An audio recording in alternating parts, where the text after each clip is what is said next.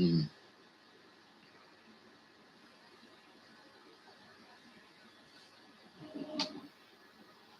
Hmm. Hello. Oh, Mr. Fantasy. Yes. All right, here we go. Should be good. One Adam 12. That was my fault. This camera's got a short in it, and it won't come back on. So even though I move the wire and it's connected, YouTube won't let you put it back on. Anyways, welcome back. Welcome back, my friends, to the show that never ends. Come inside, come inside, come inside. All right. I cleaned up a little bit in here yesterday, and I found a fortune cookie.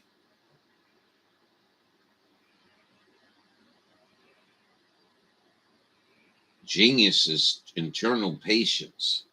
Yeah. So we got patience today. I didn't call them bad names because that was my screw up. All right. Everything going to be all right. All right. I'm going to take a break. You guys sit down, get your coffee, um, have some coffee bonds in the corner over there. It's a happy day in the neighborhood, man.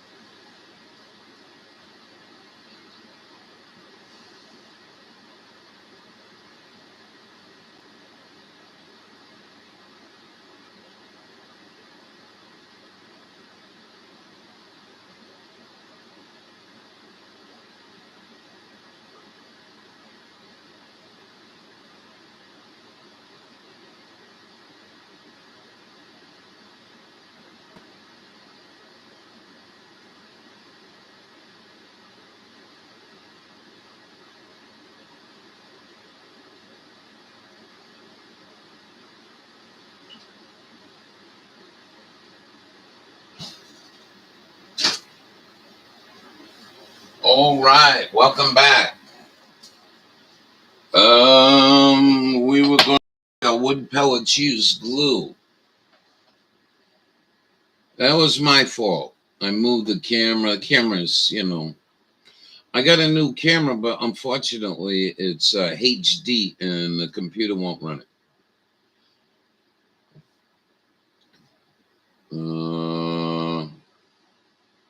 I'm going to make this phone call. Oh, yeah. Good to see you, Joe.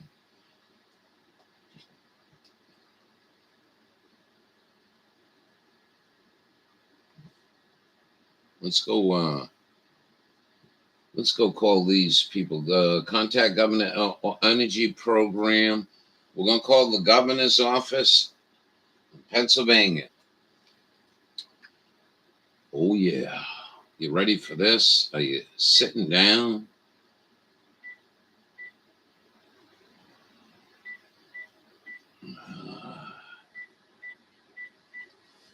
Yeah. I'm with NBC News.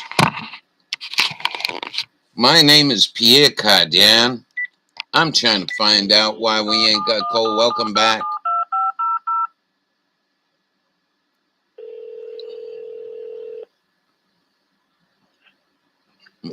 Thank you for calling the office of Governor Tom Wolf. The governor's office cannot process unemployment compensation claims. What the fuck? Comprehensive information What the fuck kind of mentality is this? Is it me or is it Memorex? We appreciate your patience. Your call will be answered by the next available representative. Please be aware that all calls are recorded for quality assurance, monitoring, and record-keeping purposes. Yeah, I By bet. continuing this call, you are consenting to the recording, retention, and use of this call. Your position in queue is 1. Uh-oh. Put to sleep music. Some may call it grandeur music. Not me. It ain't too bad. Come on, man. Answer the phone. I'm number one. No one else wants to call you, stinking ass. Answer the phone. Uh-oh. They could probably got a computer saying, uh-oh, it's an out-of-stater. We don't take no calls from them. All right. You notice when it goes up and down and you think somebody's going to answer. So there you go. There's wood pellets. We'll look at. Appreciate your patience. You may contact our office at any time via the online form at governor.pa.gov/contact. Your position in queue is 1. I'm one.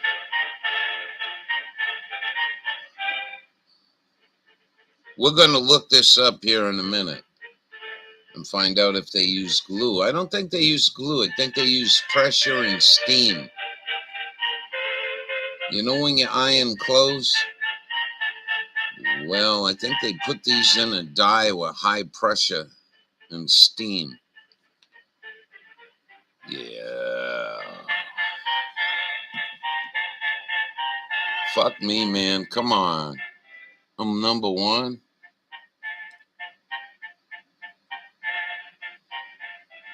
Yeah, I don't think that. I think you're right, Drew. Your position in queue is 1.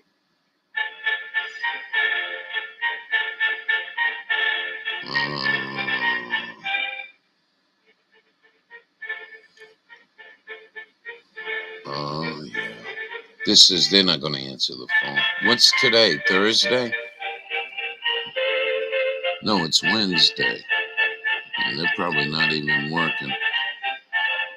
Energy's policy program.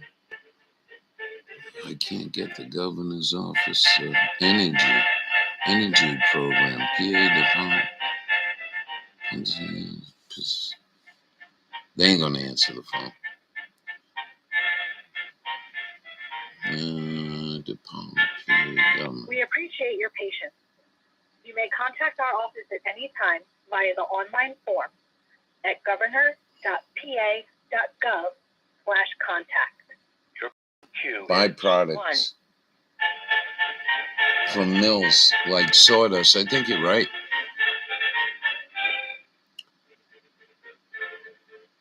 I think you're right. And they ain't going to give me a phone number for this one. Isn't it funny how we come so far ahead with technology and now you can't even call somebody's office? Mining. You going to give me a phone number?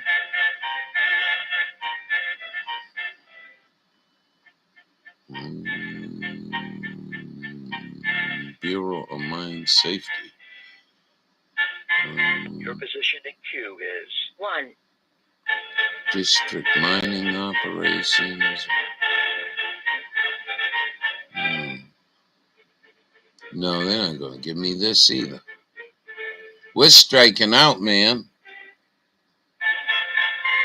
Oh, yeah. Come on, man.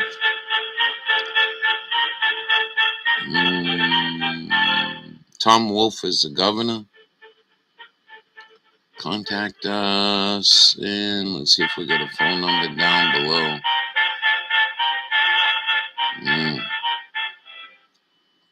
They're not going to answer the phone. It's an out-of-stater. He ain't from around here, boy. We appreciate your patience. I know you've been telling me that for 10 minutes. Anytime via the online form. What's the governor getting? A little treat from his secretary that answers the phone? Yeah, no shit. You like that music? It just makes me want to jump and shout. Yeah, they're not going to. Yeah.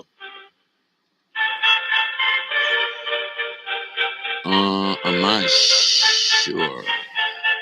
We are sorry, but due to high call volumes, an agent is not available. Do you believe that? Thank you for I mean, I'm not mad. Do you understand? Do you understand what I'm saying? You're call number one in line. Wait fucking 10 minutes and then due to high call volume, fuck you. Hang the phone up on you.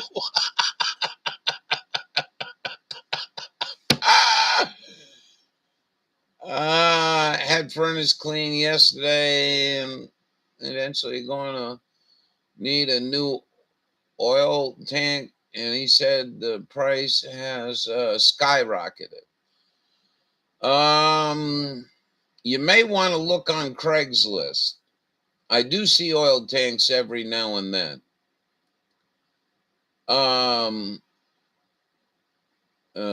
Yeah.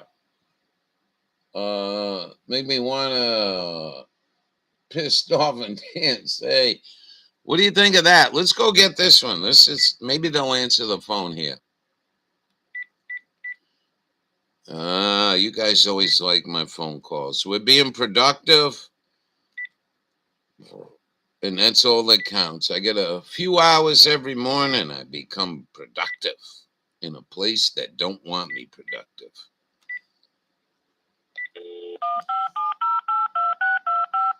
Give me a bit of time to look around. Yeah, I would.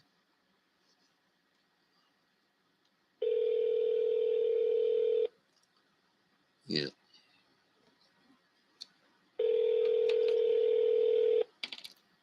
Yeah.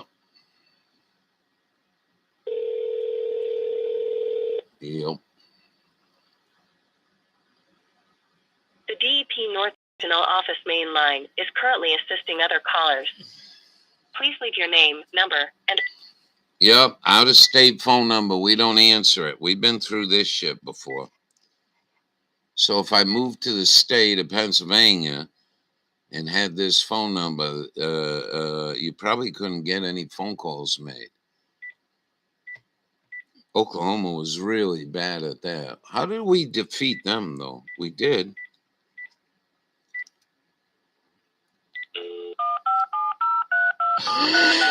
Bullshit. So they got northwest, north central, northeast. I would think. Good morning. Hey, how may I direct your call? I'm really not sure. I'm calling you from Maine. I've been burning your Pennsylvania anthracite coal for heat for many years up here, and we can't get no coal. I tried to call the governor's office down there. I was on hold for like 10 minutes, and then they said, due to high call volumes, they hung the phone up. But they kept telling me I was caller number one. Caller number one? Yeah. Oh, they kept telling you were calling. Yeah, so we're listening to this music and this guy coming on. You're caller number one in line. And then after about 10 minutes, he goes, hey, screw you. Well, that's really interesting. So you need coal for your personal home. Is that what you're saying? Yeah, man. I'm telling you, I've been burning your anthracite coal for 9 years up here, and it is maddening. It is absolutely maddening. I don't know. Yeah, I mean, places have been selling coal for 100, 120 years. Can't get coal. Wow. That's interesting because my husband and I just started using a coal stove last year. What kind? No problem. Oh, I don't know. Just black coal. Maybe yours is different. No. I mean, what kind of stove? Do you gotta load the stove, or does it self-feed? It's a hopper on there. Oh, we just wow! Fill it up and let it go for like 3 or 4 days. You know. You guys are like the Beverly Hillbillies, man. You're right at the top of the deal. I gotta load mine. You know. And, I talk with the Maine Energy people, that come in and help people with their furnaces and stuff. I've been telling them a key stoker, self-load them, put 80 pounds of rice coal in it, and they don't want to hear it. You do the rice coal, yeah. No, I don't. I use nut Oh. coal because my machine, I got to load. There's no hopper. Oh, I'd like a gotta keep it loaded. yeah, I'd like a self-feeding Gotcha. stove. Maybe one day Oh, when it's I'm nice. rich. Exactly. So can I put you on hold for just one moment? And Ma- I'll see if I can't get you to the right person. What's your name? So my name's Robin. So Robin, I thank you so very much because it's unbelievable what's going on here. And yeah, you can put me on hold. I'll put you on hold just to see if I can get you to the right program. One That moment, would be sir. very nice. Thank you. Okay, you're welcome.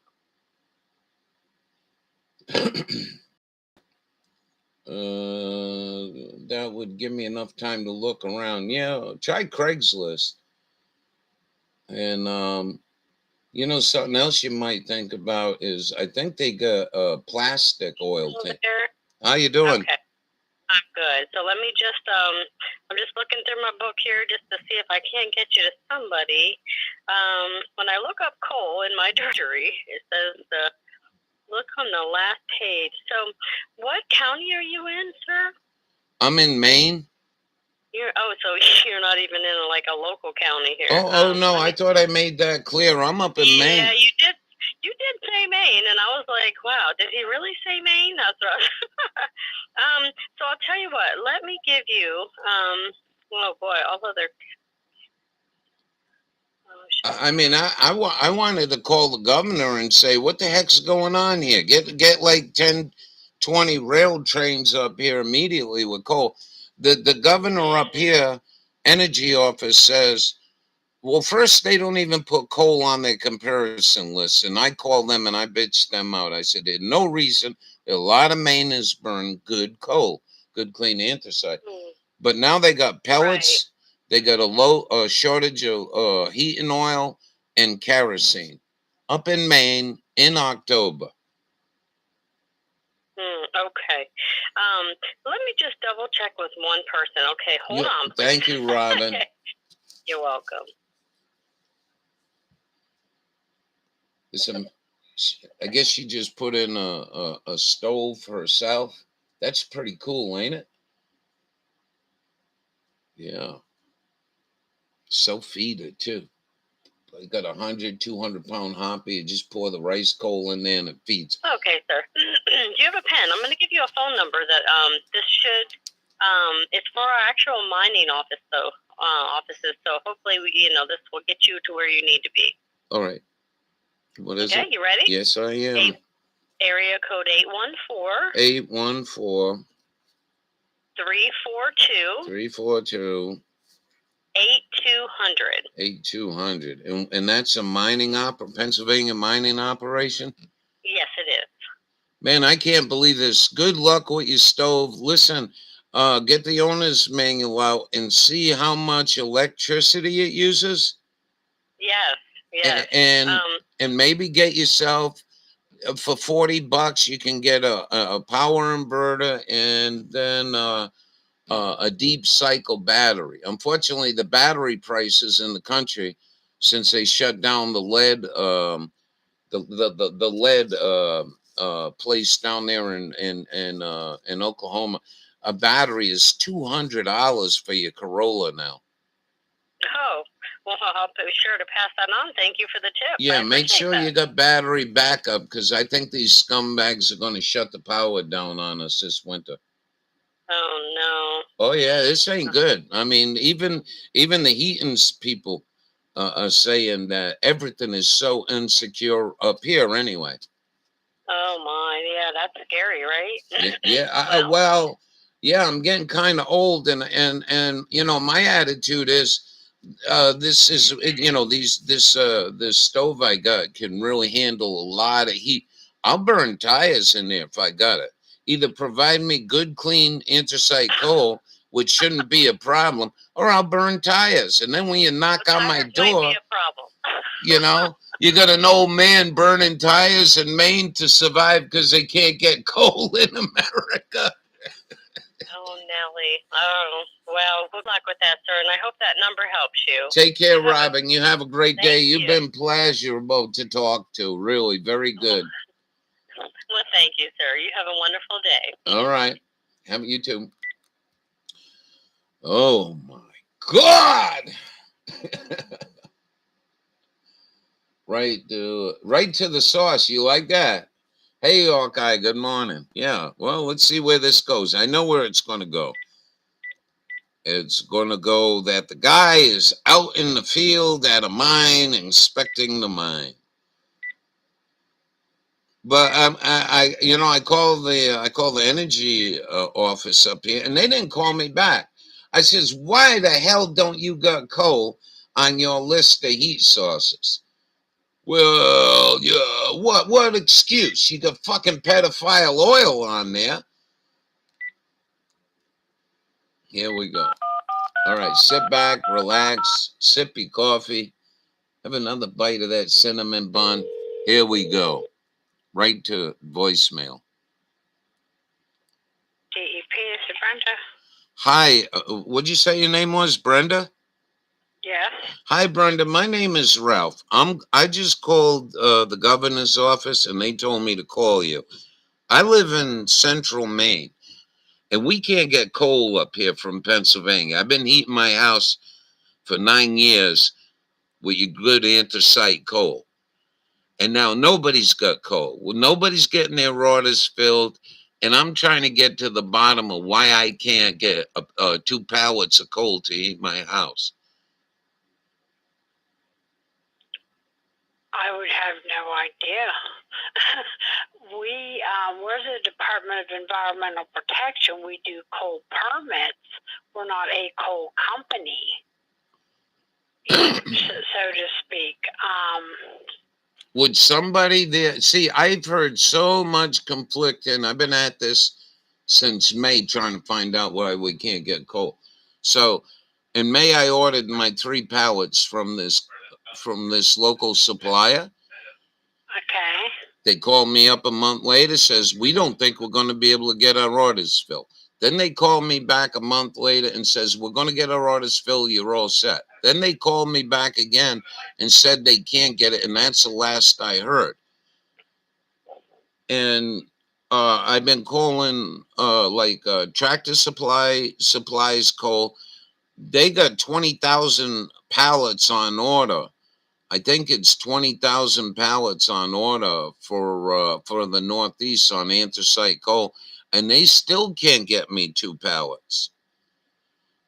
And so I really don't know. Maybe you could talk to somebody there that might be able to get it. Have you guys like closed the coal mines down from environmental? Oh, no.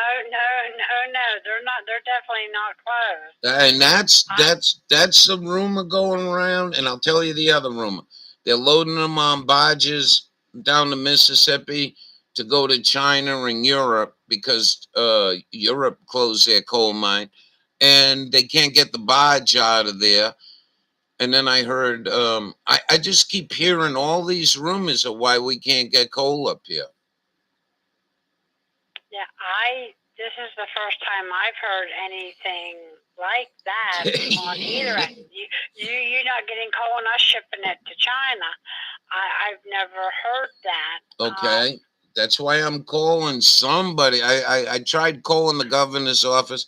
The government office said I was on hold I was going to be the first caller, and we 10 minutes, listen to their crappy music, and then they said, due to high call volume. I said, well, wait a minute, I'm only one caller, and then they hung up on me. So is anyone in your office got any ideas? I mean, this is really big. I don't have enough heat to get through the winter. Let me put you on hold a minute. I'm not sure who's in the back because of our staff is teleworking. Yep. Clerical staff is here for obvious reasons. Let me get your number. How about that? And I will give you a call back. That way I don't have you on hold all morning. Okay? Well, actually, I'm running a live stream with a bunch of coal burners, and we're all trying to figure out what's going on. I don't mind being on hold for 10 minutes. Okay, let me find out who I can put you through. Thank you so much, Brenda. Big high five.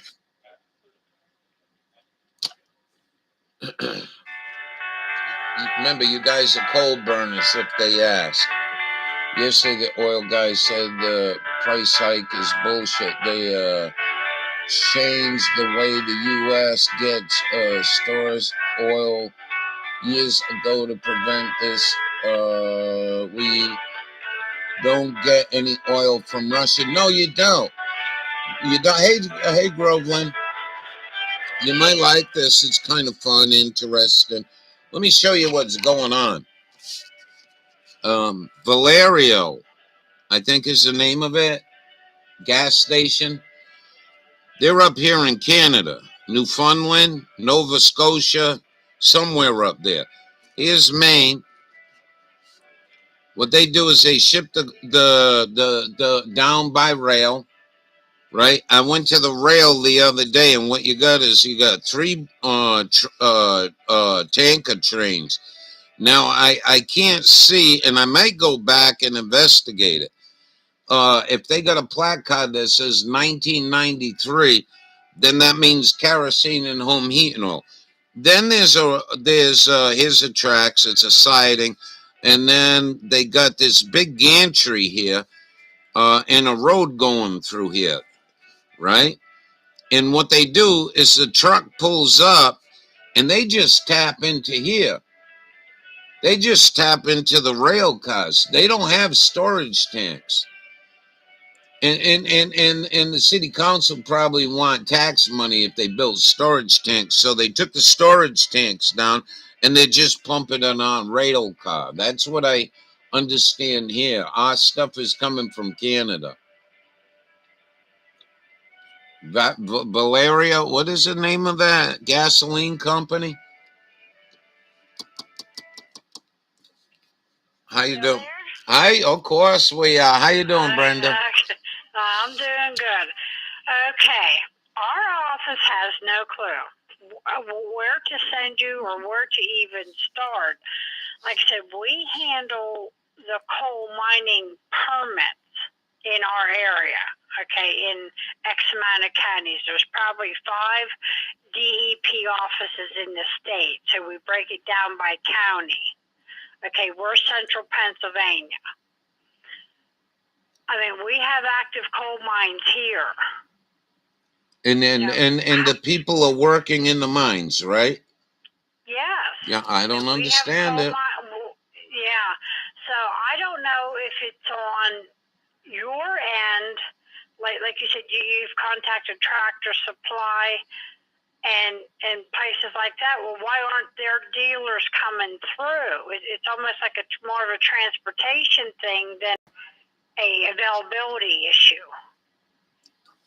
So, I've been dealing with Paris Farm Supply up here, and so when they called me the second time and said they couldn't get coal, they got about 5 stores. The store I deal with, I says, "Where's the head honcho and who's buying the coal?" So she gave me the number. I called the guy. I says, if you call Kimmel's Mine and put in an order for 100, 200 or 500 pallets, they can put that on a boxcar, bring it up here to Central Maine, and then the trucking only has to go the 30 or 40 miles when you unload the boxcar. And he says, "Oh, we're not going to do this. It's 7 times more money than trying to bring a truck from 700 miles to Pennsylvania than to put all this stuff on a boxcar." And the guy sort of shut me down.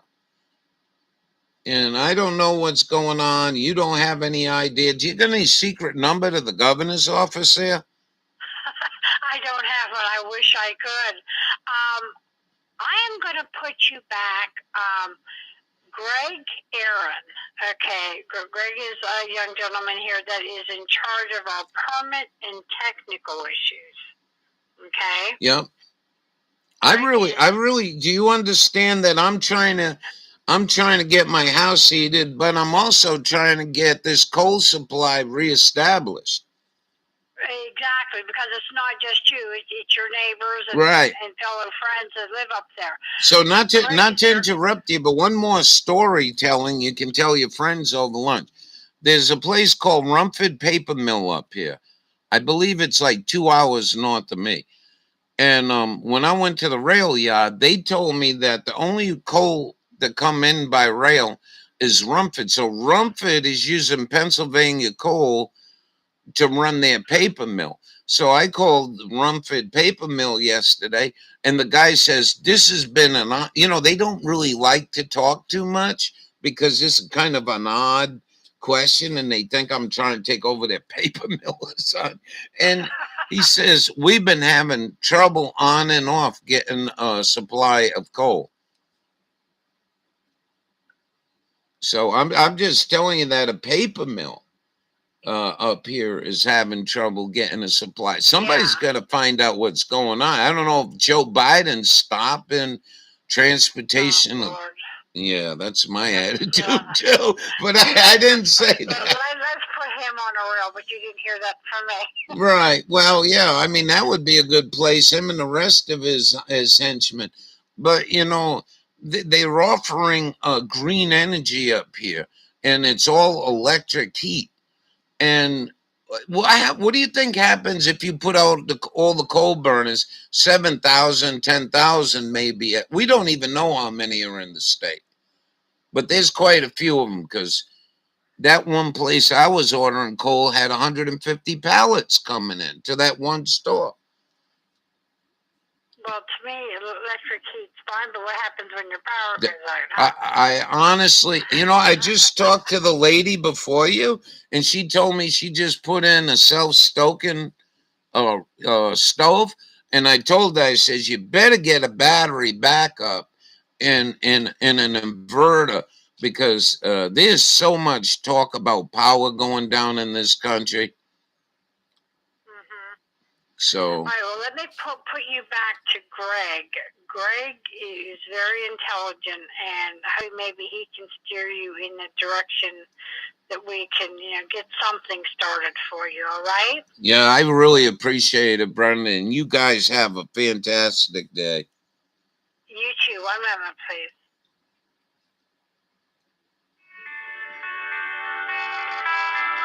Yeah, I'm using hot water, electric hot water heating. Uh-oh, here we go. She went.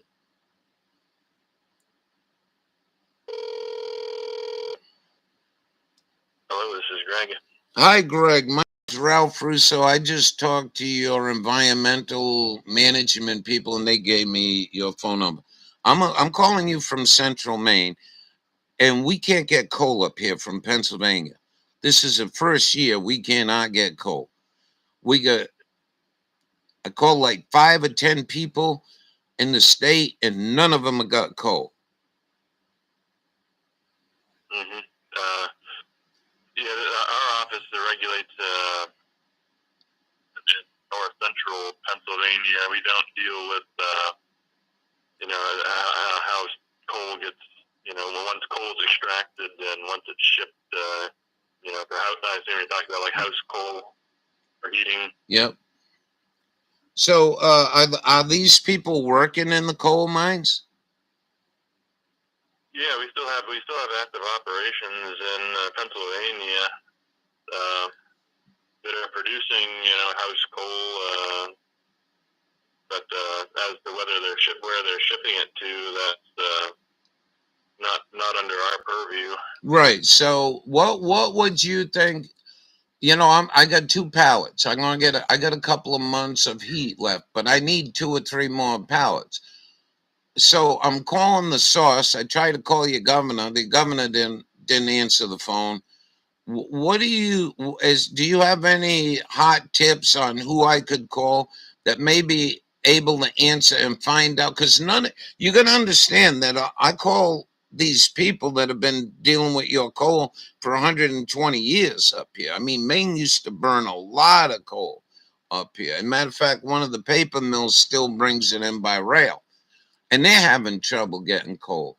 So we're trying to find out from right from Pennsylvania, what might be going on there. Where's this problem? I mean, I'm pretty worried. I don't have no coal, and if I can't get coal this winter, I'm going to be burning used tires, and I mean that. I'm not going to freeze to death up here. as far as I know, nothing's really. Nothing's really changed as far as what's going on in Pennsylvania as far as coal mining, and it's kind of been in decline over the years. But they're still producing coal, and they're still All right. So selling house coal in Pennsylvania. But you would have to contact a coal operator directly. There's still there's like you can find. Lists of coal operators, people have permits in Pennsylvania, and contact them directly about getting, orders for house coal and transportation and all that. You would have to arrange that with the actual operators, the coal companies themselves. And where could I get a list of coal companies? There shouldn't be. There's public, who has permits in the state of Pennsylvania currently. That is public information.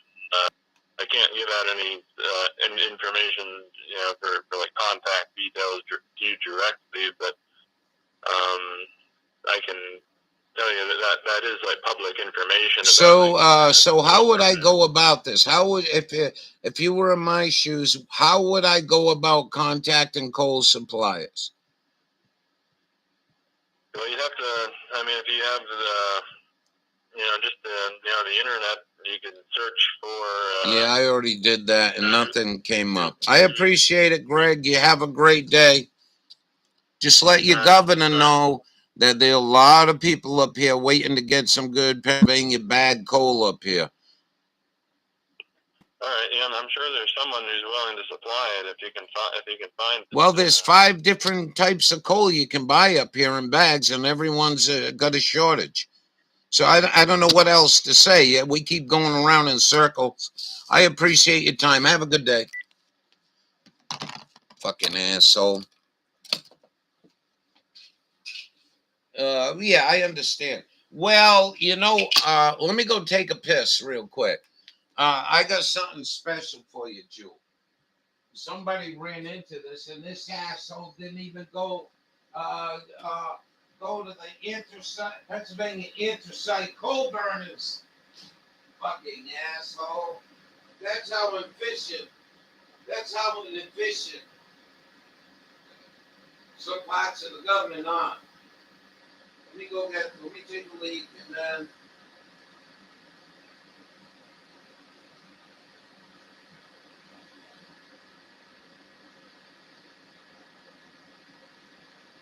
I asked Paris. I said, the Paris farm supply. I said, how much coal burners you got?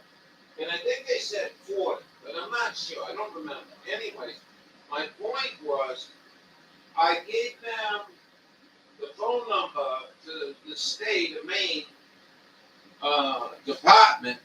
And I said, will you call this lady and tell her how many people just in that one store you supply coal to? What a fucking waste of time. Yeah, that's him. That's who we talk to. He's the one that gives the permits for the mine. And he didn't even know this. That was just, I'm not going to sit here and belittle the guy, but what a fucking waste for the people of Pennsylvania. Let me go see if I can find the email now.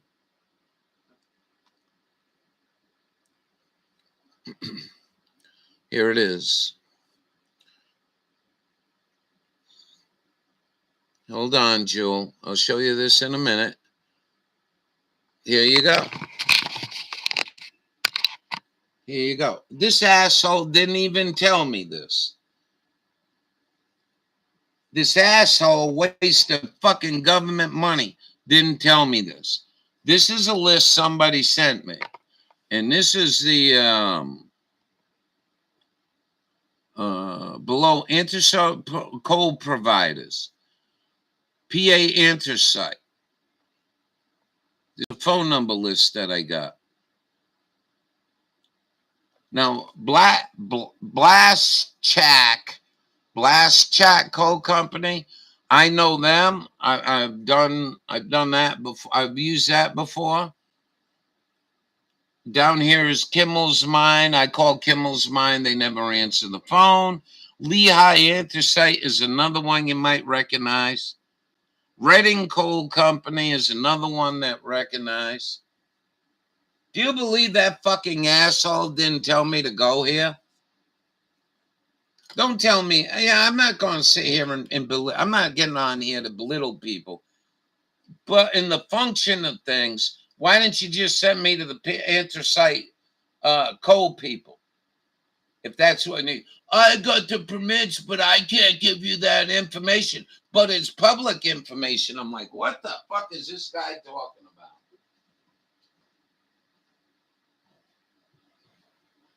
This is a trick, man. I'm kind of having fun doing this. I hope you are. I don't think, and oh, I got to make this disclaimer. I want to make this disclaimer.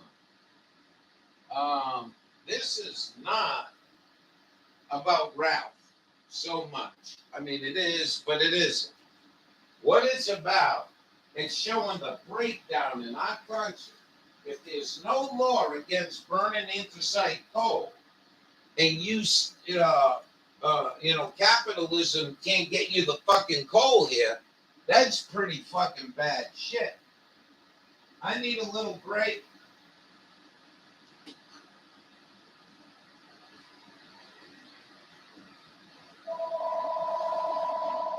Here we go. I need a little break, but we got an incoming call.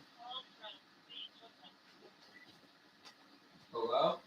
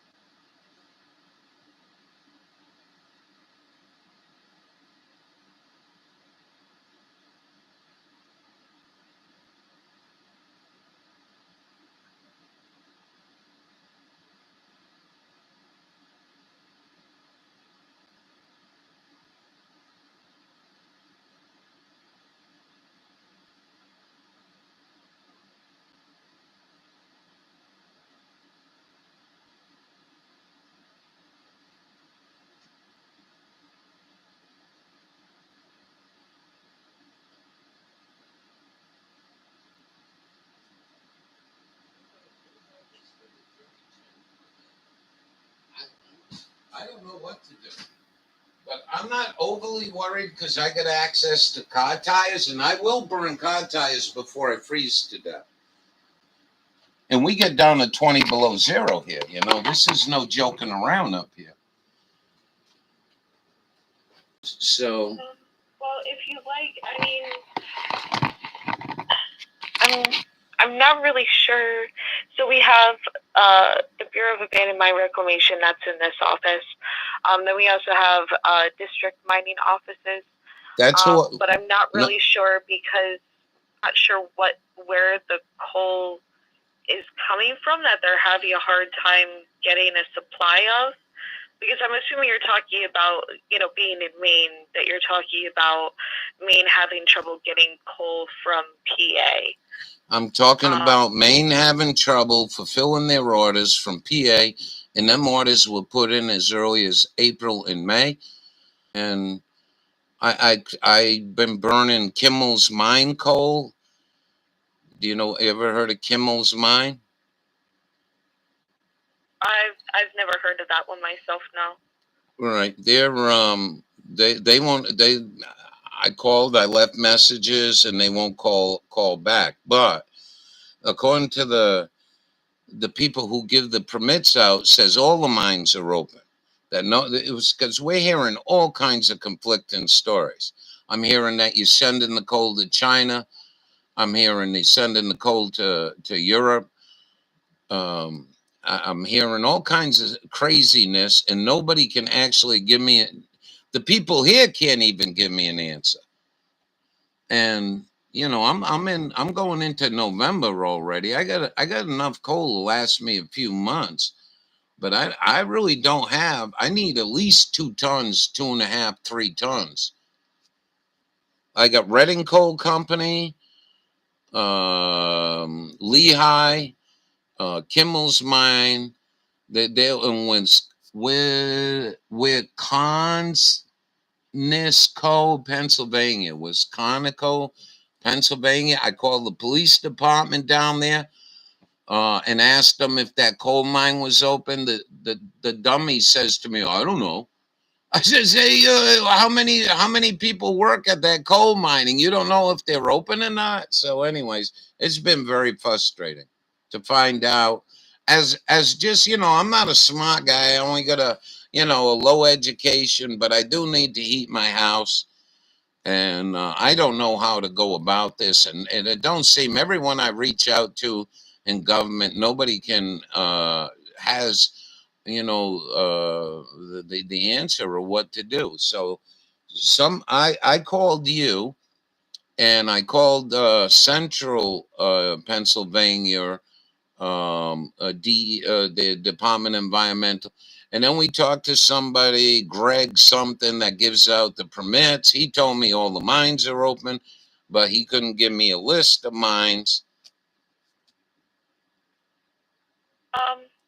Well, for something like that, I have a list of district mining offices. Yeah. So, like, through us, because this is the Northeastern Regional Office. Yeah. Pottsville is the, parallel office that they specifically cover mining relating issues. Right. Mining related issues for the same area. But I try to call the governor's office thinking he'd get down to this. And like I said, they hung up on me.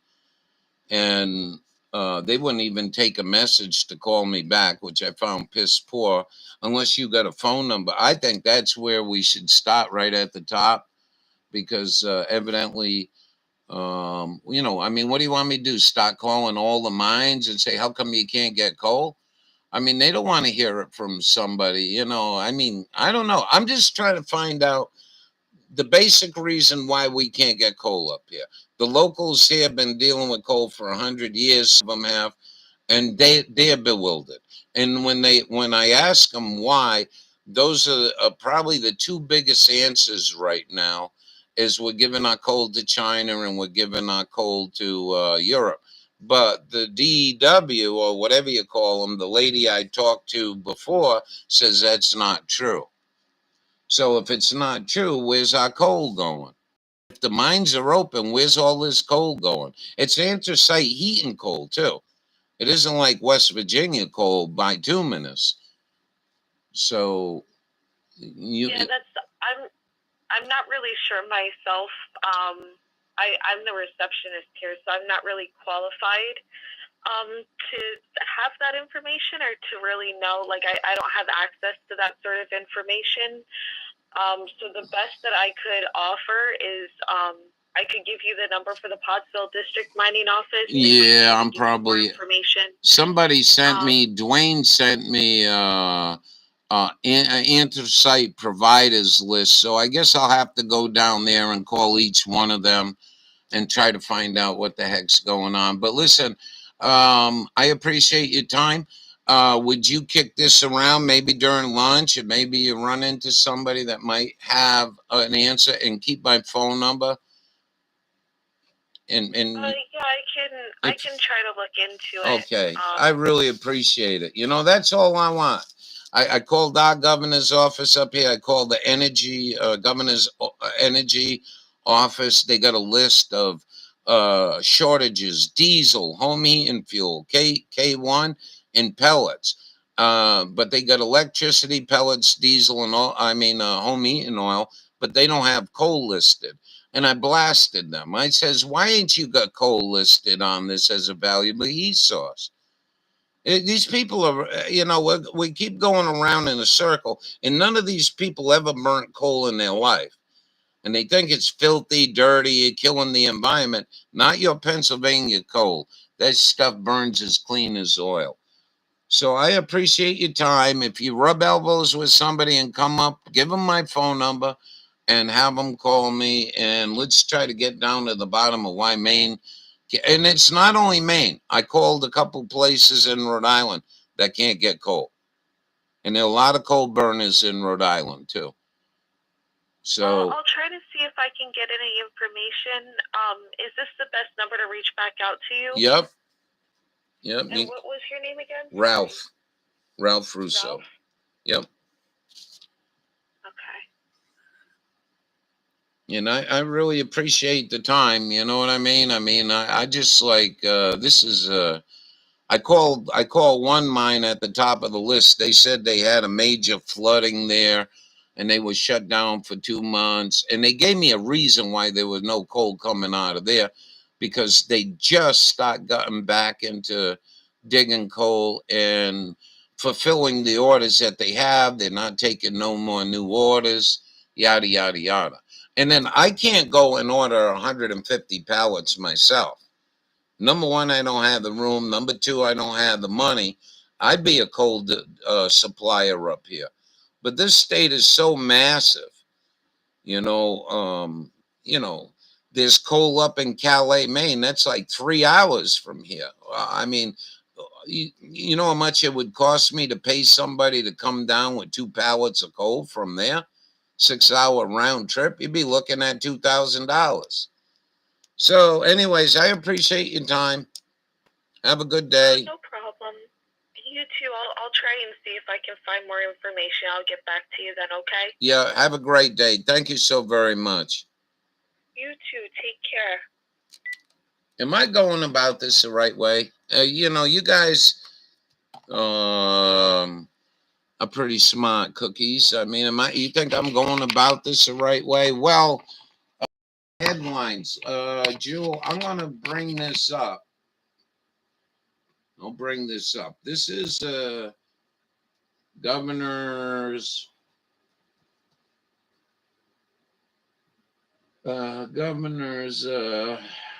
restaurant energy office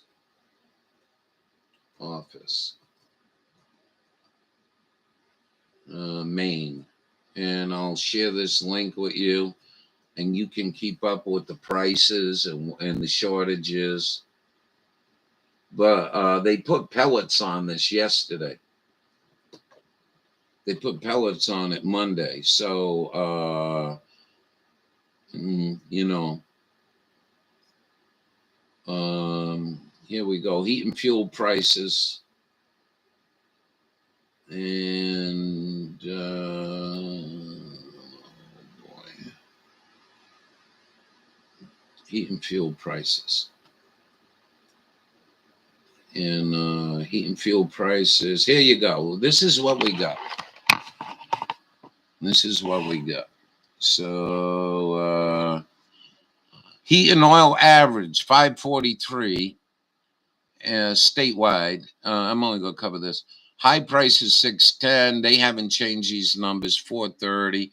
Kerosene 446 a gallon for fucking kerosene because it's got red dye. And propane, I don't know where we had a different list. They had here you go. Here you go. Average price.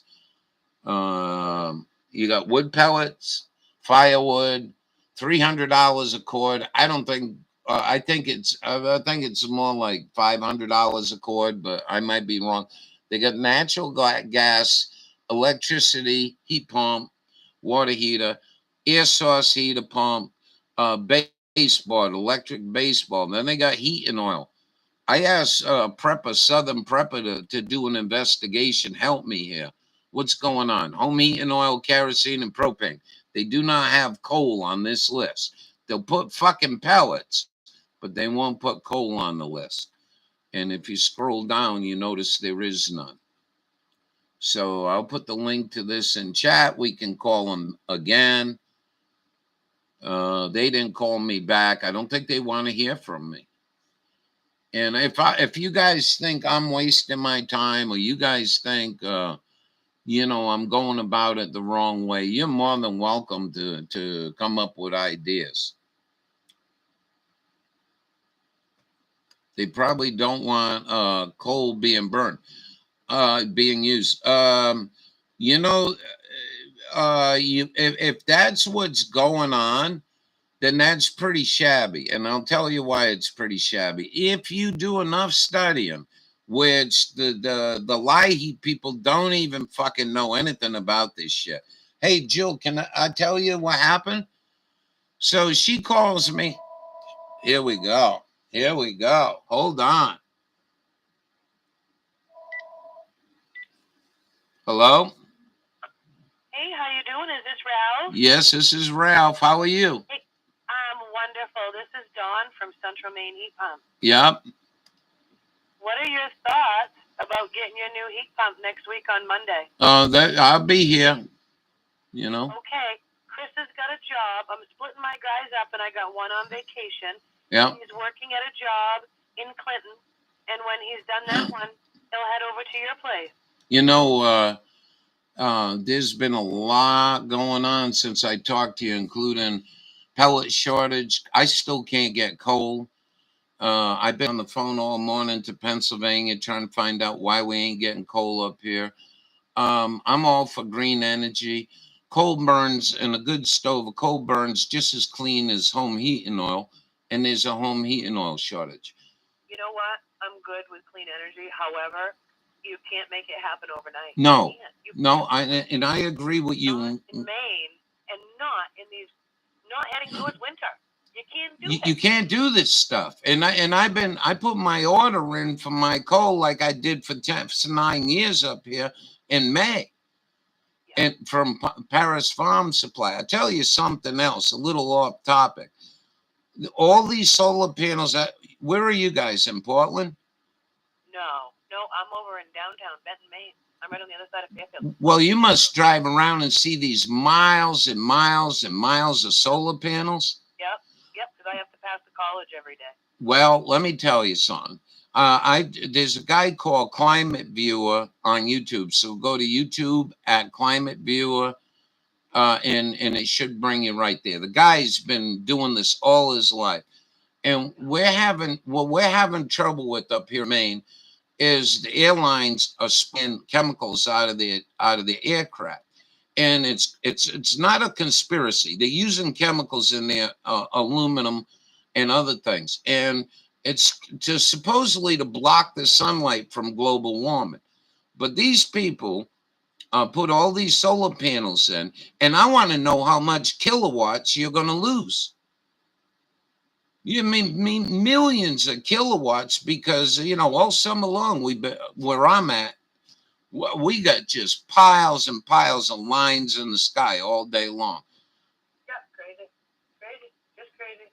So I've been working very hard. I'm not really overexcited. I do have an old coal stove, and sometimes in the winter I got to shut it down for repairs, which puts me in jeopardy if I can't get the thing back together. So this, as a second heat source, will make me feel a little more calmer. But I can't afford a $300 a month electric bill. Yeah.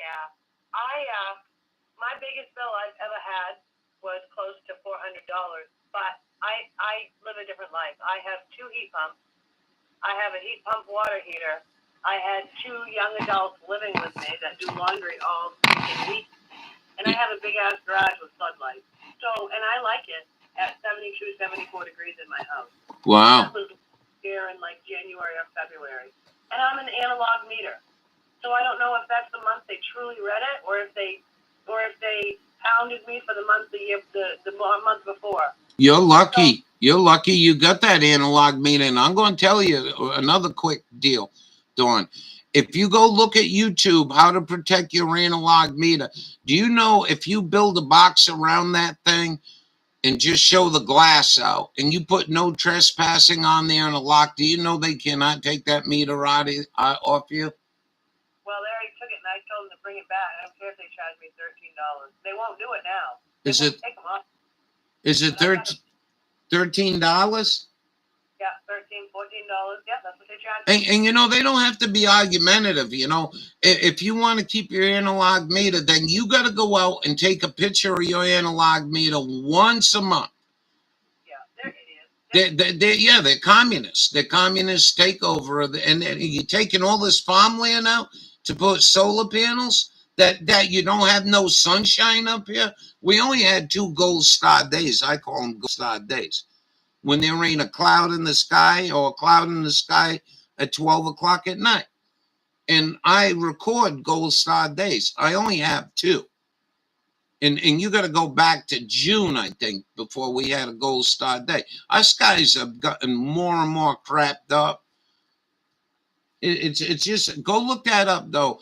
I think to get to it, just type in YouTube at Climate Viewer and go watch some of his videos in there. Yeah. I don't know. Sometimes the less I know, the better off I am. I know a lot of people feel that way. Listen, what time about Monday? I think around noontime. Chris is working alone, so he's doing that job in Clinton. I think he should be done by about noontime. Yeah. And head over, and so will the electrician. So they're going to call the electrician? I invite him. Okay. I'm putting you on the calendar right now. Yep. And I put all the information that David needs and a picture of your electrical, and I invite him to all of our jobs. Okay. He's been my electrician for 15 years. There's nothing coming out of my pocket, right? Not a damn thing, man. Okay. And you know, the reason why I ask is I paid $460 for a 2,500-pound pallet to come here. And when they came here, they helped me unload the pallet. They did all the work because they don't have I don't have a forklift to get the pallet off. So these 2 people unload my pallet for me. That pallet is $690. And that's if I can find coal. So, I mean, you know, I went and bought a pallet of $500 for only a ton, and they didn't deliver. And so the prices of this coal is going through the roof. And I've been calling the governor's energy people, but they're not calling me back. They're just turning a blind eye. Yeah, crazy, isn't it? Thank you so much, Dawn. Okay, my friend. We will see you on Monday. We'll talk to you later. Okay, thank you. Thank you. Bye-bye.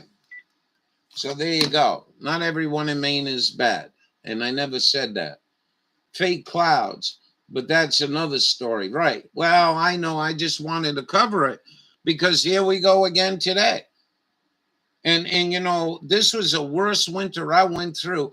And I think we had like 15 or 16 days with no sunshine. And at 4 o'clock, right before the sunset around December and January, I could see just the sun underneath the clouds. You know what I mean? You could tell maybe about 40, 50 miles away, that was the cloud line. And then they'd come back in at night, and Waterville and Augusta are just loaded with light pollution now. With these new blue spotlights everyone's put. Why are you putting a blue bulb in the front lantern on your front lawn on the grass? You look like I'm going to go to fucking Walmart or Kmart. How come you ain't got a nice yellow colored bulb or an orangey colored bulb, you know, a 27 Kelvin spectrum? All right. So you got that link, Jill? You said in headlight diesel fuel. Yep. And I don't have, this was put up October 17th. They should be upgrading this thing every day. I don't, news and events. Let's go see if there's anything up here. News and events. CMA October Governor's Energy Update Guide. Money stay warm this winter. Letter to the President. Congressional leaders in August regarding reinvesting in shoreline economic. Yeah, go put the fucking lobstermen out of business with your windmills out there. So that's all bullshit. I can't get nothing on substantiated on shortages. That's just what I was told. They did call me last week. She called me. All right, let's go back to this. And I should make me a little toast or something, an egg for breakfast. And Black Ash Coal Company. All right, let's see if I can get the number here. I'm going to call them real quick. How about that? This is a big company. They sell a lot of bag coal up here. And, you know, I don't get paid for this. And to be honest with you, probably 80%, 90% of Mainers knew what I was doing. They don't give a shit. They don't burn coal because they ain't too bright.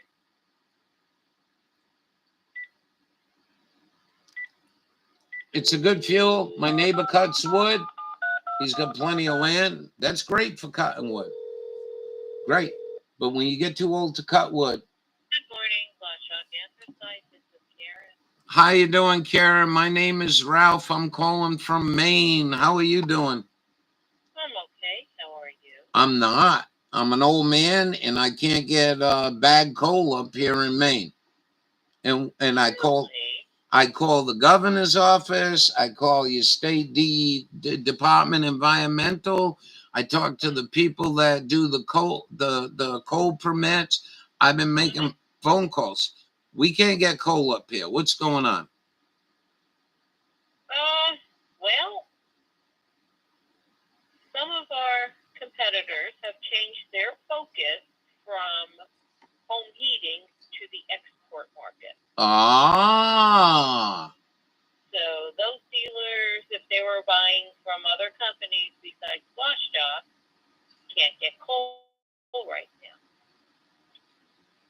Ah.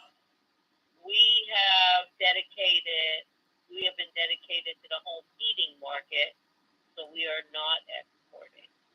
I could give you locations where we do have dealers in Maine that you can contact, and someone close to you. We have in Lincoln, Easton, Livermore, Damariscotta, Island Falls, Jackman, Calais, Millinocket, Medway, Van Buren, Fort Kent, Wyndham, and I'm near Waterville, Maine, and all them places sound like they're pretty far away. I think that becomes a problem. Okay. And I don't have a way to go pick up the coal. Where you are here. Waterville, you said? Yeah, Waterville. Yeah. Let me say this, that I've heard people deny that story, and I've heard people substantiate the story that they're bringing all their coal over to China and over to Europe. And what's really hilarious about the dirty son of a bitches that did that was, if they're bringing that stuff out the Mississippi River, which I think they are, the Mississippi River barge traffic has been closed for over a week. So let's hope they choke on their own orders. Yep. Okay. I'm sure. Isn't Livermore? Would Livermore be near you? Are you in the southern? I see where Waterville is. Okay. Yeah, Livermore. He may deliver. Can I get that phone number? Yeah, sure. Let me get it here. I appreciate it, Karen. Man, I've been racking my brains out. I need at least 2 ton here to get through winter. Okay, it is Central Maine Coal. I think they're out of business. No, he's still been getting. He's involved in other things, but he's been getting Kerry Thomas. I think I had talked to him. Okay, let me have their number again. I call so many people, try to keep track of it. Okay, 207 207 369 369 2118. 118. All right. Okay. If I go to your website, They're not listed. They're not listed there. you don't put it on your website? No. Tell your boss you got to get that done. Well, we don't want our competitors to see where all of our dealers Oh. and they go in. Man, are you telling me this is like tooth and nail fighting over coal? Oh, yeah. Are you kidding me? No. This is crazy. This is crazy. And we can't get coal. Nope. Well, see, now, since Russia can't export their coal, so all those people, all those countries that they supplied with coal Oh, no way. can't get it. So that's why our competitors have jumped to the export market because they're Wow. there than in the home heating. So I called somebody, another, man, I can't thank you enough. I'm telling you right now. But the Carbon Group, I think I just called, somebody sent me a list of anthracite providers, and I called the Carbon, it says something here, I don't know what, Atlantic Carbon Group. Yep. And the lady told me that they had a flood. I think it was her. They had a flood in the mine, and they were they just started producing again. They've been shut down for, I guess, a couple months, and they're not taking no orders till the second week of December. And you are about the third person that told me that same story about Russia's coal not being allowed to be sold. This is crazy. So, so these, you guys should put up who the turncoats are, that decided screw heat in America. I'm gonna go get. Well, they go for the money. They're going for the money. For the money. Well, she told me that. She said that 2 months ago, if you came here, I believe it was $47 at the scale when you brought your truck in, and overnight it went to $300 a ton. Yeah. So I can't I have really, really high five, Karen, and I really, really, really appreciate you filling us in what's going on. And the other, I talked with Tractor Supply. Tractor Supply said they had either 20,000 bags for the Northeast ordered, or they had 20,000 pallets. I think it was pallets, and they can't get their fulfillment. No. No. So I'm Somebody saying, else you can try. I'll give you the number of the company up in Easton, Maine, because I believe he delivers down into the southern part of Maine also. yeah, is that a trucking company? That would be Center Trans. I called them the other day, and they ain't got no coal. Oh, come on. I'm not kidding. Next week. They're getting a load next week. Oh, okay. Oh, okay. But the other problem is they're like 2 hours from me.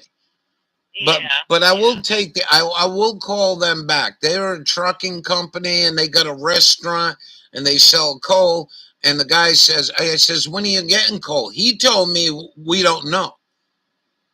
Oh, then I don't know if it's the same company or not. I don't know that these people own a restaurant. What's the phone number there in Easton? It's Center Farms. Yep, that's it. And it is 207. Yep. 488. 488. 2211. 2211. Now, I'm going to give you a hot tip, okay? If you want it. It's called Paris Farm Supply up here in Maine.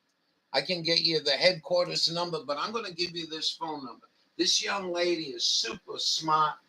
It's 207 377 2614. Her name's Becca. And I would give her a call, have one of your salespeople give her a call and says, word is you can't get coal. We can supply you what the coal you want if you can, and maybe make a sale. She might send you to the headquarters because there's like 5 stores. There's like 5 stores, and you might have to make another phone call. But call Becca and see if she wants that. The other thing is, I would call Tractor Supply. If you guys got enough coal, I would call Tractor Supply headquarters and tell them we can supply your coal need. Yeah, we don't want to sell to chain stores. Yeah, I don't either. A lot of them are in areas where we have dealers, and they would only take the business away from our dealers. Okay. No. So I understand Tractor Supply, but this Paris is like a main type. It's not really a chain store. It's not like Tractor Supply. It's only here in Maine. Right. So give them a call. Yeah, no, not a problem. Give them a call, and I can't thank you enough, man. You ace number one. Thank you so very much. Still don't know what I'm gonna do. Maybe talk to your boss and say, you got a poor old man up there that needs 2 pallets of coal. Let's do a write-off and send him up 2 pallets of coal. I'm dead serious about that. Get on national news. I know they wouldn't do that. Get on national news and become the hero so the old man don't freeze to death in Maine. My 15 minutes of fame, huh? Well, yeah, you guys could really kick it, man. It's good fuel. I burn, like I said, I burn Kimmel's coal mine for years. It's been pretty good. I mean, I get rocks in it once in a while that really piss me off, but little rocks, and they get caught in the grates. But I ain't got no complaints about the fuel. You ain't see nothing coming out of my stack. You can smell very, very little, even when that stove's running 620 degrees. It's a very good fuel. Very, very good fuel. We'll see you later. I will pass that information on to our sales. Yeah, keep my phone number too, and if anyone wants, I have it. I'll tell you what. I'm pretty poor guy. I mean, but I got some time, and I will put whatever I can to be productive up here. It's been kind of hard for me to be productive. You have a great day. You too. Thank you. Take care. Another shooting, of course. Come on. Wow. So that's what happened. The scumbag communists in our government decide they're going to stick their nose in this fucking Nazi shithole called the Ukraine and get between Russia and then put sanctions. And evidently they can't expect export their coal. And so these scumbags are saying, fuck all my people that I've been heating their house with, and 600 rounds. There you go, right out of the horse's mouth. Boy, that was a good phone call. Let me call this number here. Wow, a school shooting. Oh, man. Another false flag to get Joe Biden's gang to do more jabbing. See, we had this mass shooting because people weren't vaccinated. I can hear it now from the old bastard. That's a shame. Here we go. More bullshit. We don't need this bullshit. It ain't the gun.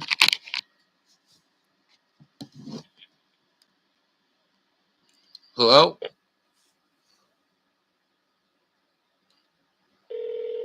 Here we go. Calling Eastern Maine. Good morning, Center Transport. Hi, I was wondering if you had coal. We do. You do? I'm down here in China. Do you deliver? We probably would not be delivering down that far. What are you looking for? I'm looking for at least two pallets of nut coal. 2 pallets of that. Okay. There is a dealer in Exeter called Perco Supply. Exeter, New Hampshire? No, Exeter, Maine. I don't know where that is. Is that close by Waterville? Well, I think it's a little south of Bangor, perhaps. I'm not sure either, but he has some different locations. He's a feed supply store, and he's carrying our bagged coal. What's his name? The name of the company is Perco Supply. Perco. Perkco Supply. Yep. And he is definitely carrying our bagged coal. If you hold on just a second, I can get you his telephone number. Oh, that'd be wonderful. You want to look that up? Okay, hold it on, please.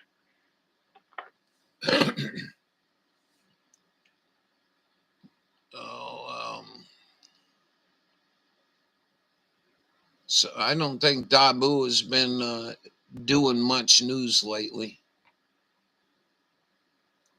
Oh, no way. It's still an hour. But so named Paris Farm Supply. Yeah, we'll give them a call, see what they're gonna do. I thought I called enough people, but this young lady seems to be helping me. Yeah, it's like an hour and 15 minutes. Bangor from here.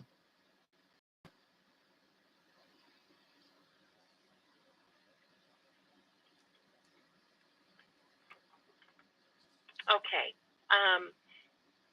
The business number there is 207. Yep. 379. 379. 2921. 2921. Yeah, and they're in Exeter, Maine. And the gentleman there that you're going to ask to speak to, his name is Chandler. Chandler. Yeah, he's the one that's taking the orders and lining up whatever they need to do. I don't know exactly how he's doing it, but he has a delivery truck that delivers to some other locations, I think, whether or not it's other feed supply stores or maybe to farms, or I'm not sure. But there's a possibility he may even be able to get it closer to where you live. So I was dealing with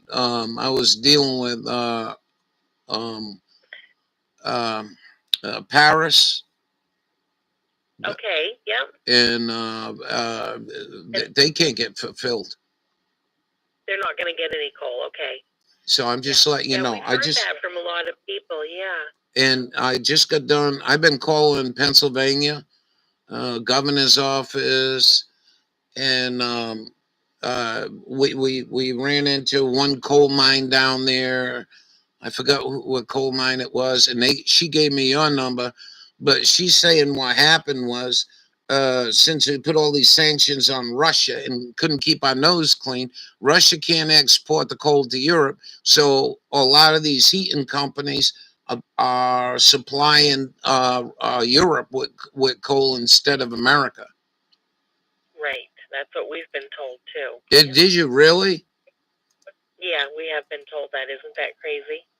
You know, it's treasonous, and we have, in my opinion, you have no business. Russia's not a threat. Russia comes in, lands in Belfast. There'll be 40,000 people down there shooting the son of a bitches. You know what I mean?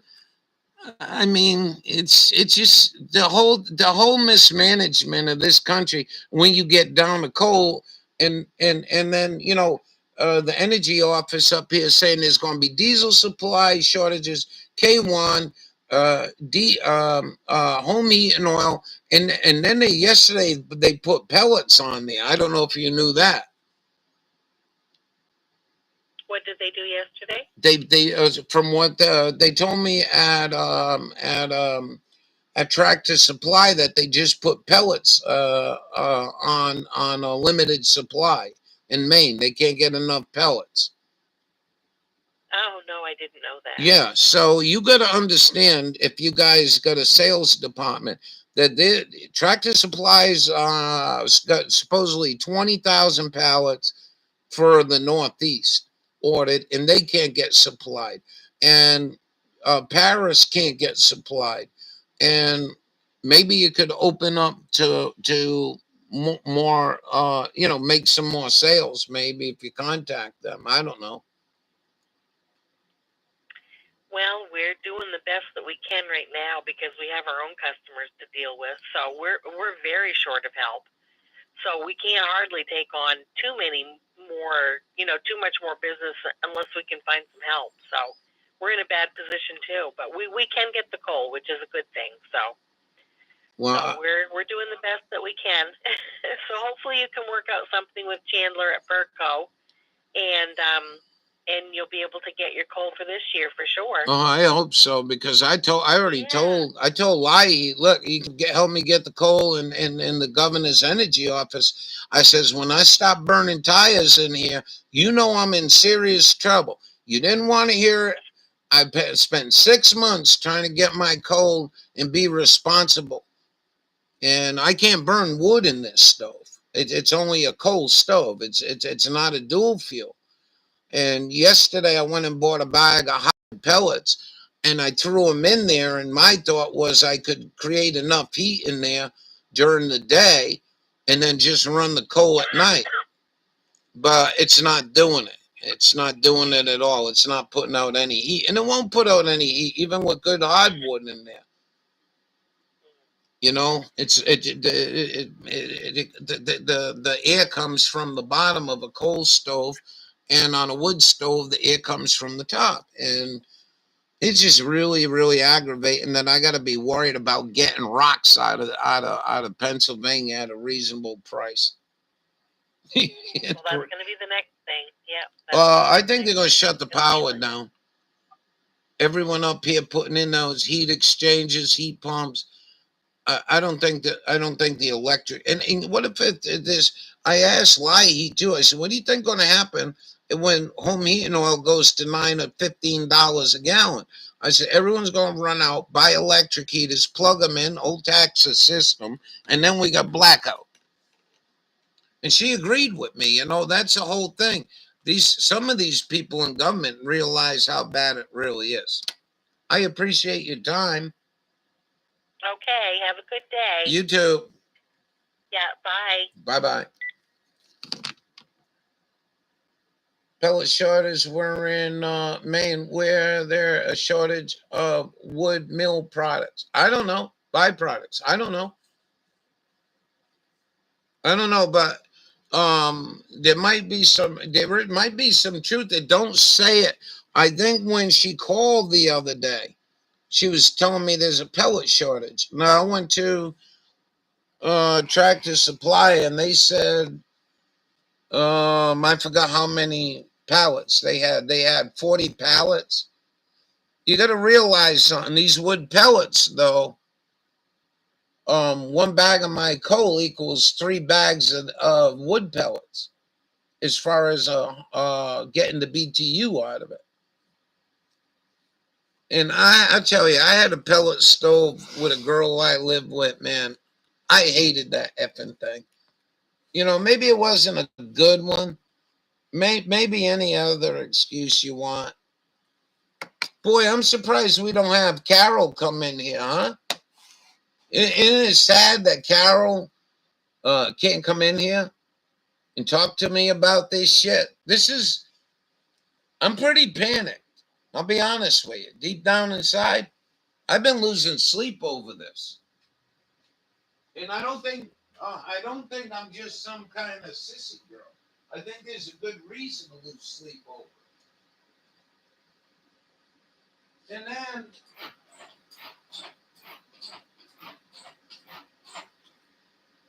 then you look at people say, well, nobody burns coal.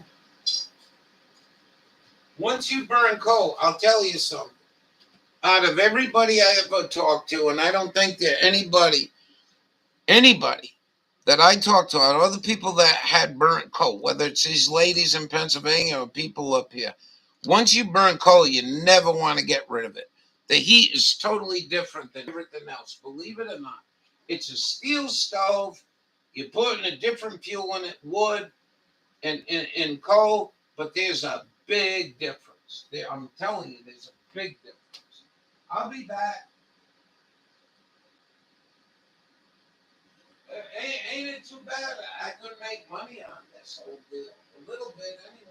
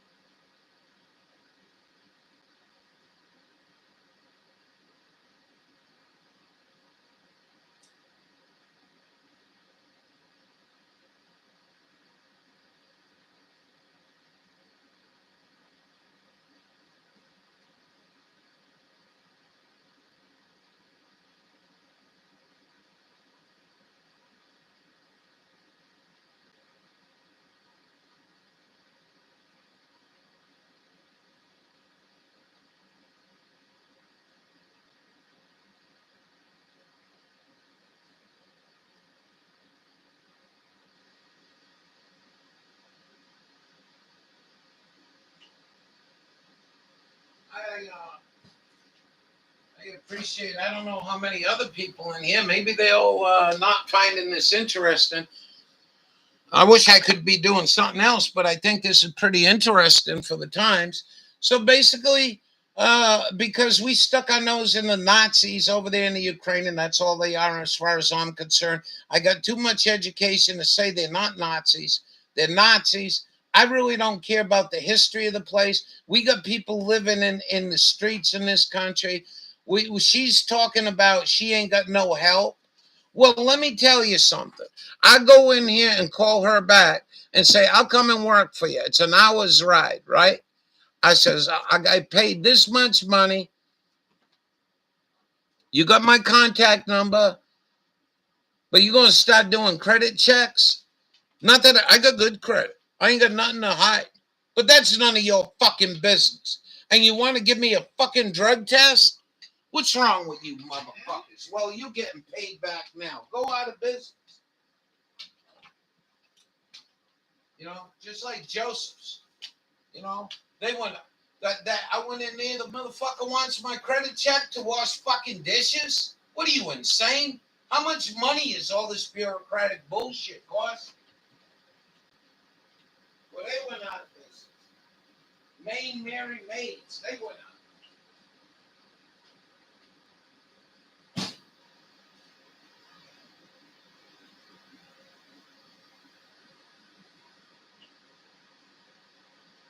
I went in there. I'm not kidding. I'm not kidding you, Jill. And the lady says, I says, hi, I'm inquiring about your job. You just got help wanted ad sign out front. She said, I need you a copy of your driver's license. I said, copy of my driver's license for what? It's required. Required to get a job in the state of Maine? To have a Maine driver's license? Whew. Man, you better rethink things and quit being so hassling of people wanting to work. I'm going to make this phone call. Then I got to make some breakfast. I got to take my statin drugs.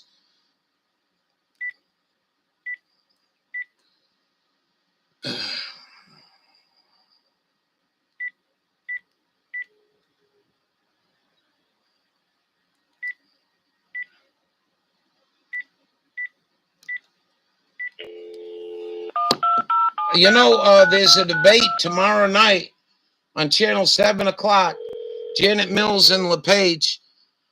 Circle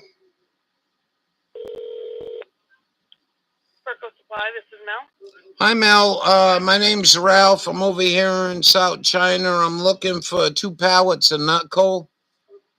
Okay, could you hold, please? Sure.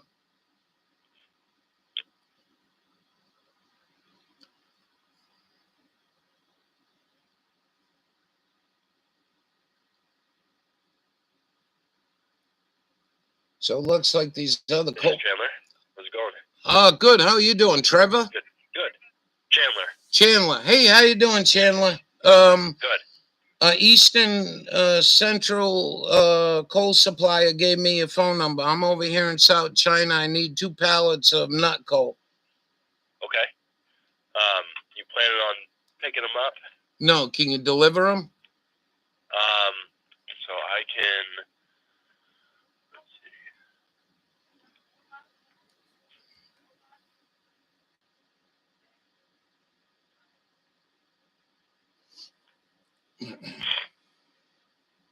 How's your coal supply there? Good. I've been ordering what I have for orders, and so it might be because I got a load. Actually, the load just came in this morning, and so it might be a couple weeks before I get enough orders to get it in. But why don't you take my name? I'm on 2 pallet. I got 2 pallets here, but I need 2 more. Why don't you take my name? What are you getting for a pallet? Pallets, 1.2 ton for 606. All right. And there's going to be a delivery charge? Yep, there will. That's what I was looking at right here.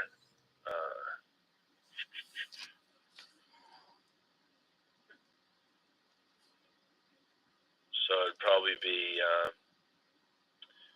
I could probably do $30 a pallet to get it down to you. It says that's good. That's good. Yep. When you take it off the truck, do you got like a forklift type deal, or do you got to be unloaded? No, it's we have a lift gate with a pallet jack. So if it's like dirt or gravel where he's unloading, that's what it is. Yeah, I don't have a nice concrete place to roll a pallet jack. Gotcha. All right, so you're just gonna have. You can basically just drop it where. All right. You know. So why don't you take my name and phone number? My name's Ralph Russo, and my phone.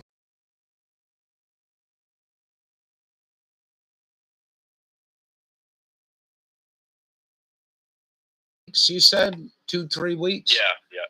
It'll probably be right around 2 weeks, just to get the orders, and then it might be this week. Who knows? You know what I mean? But just to get the orders to get another truckload coming. All right. I appreciate your time, and actually, I'm breathing a little bit easier. Yeah, absolutely. I called. I've been calling the governor's office. I've been calling the governor's energy office. I call in Pennsylvania.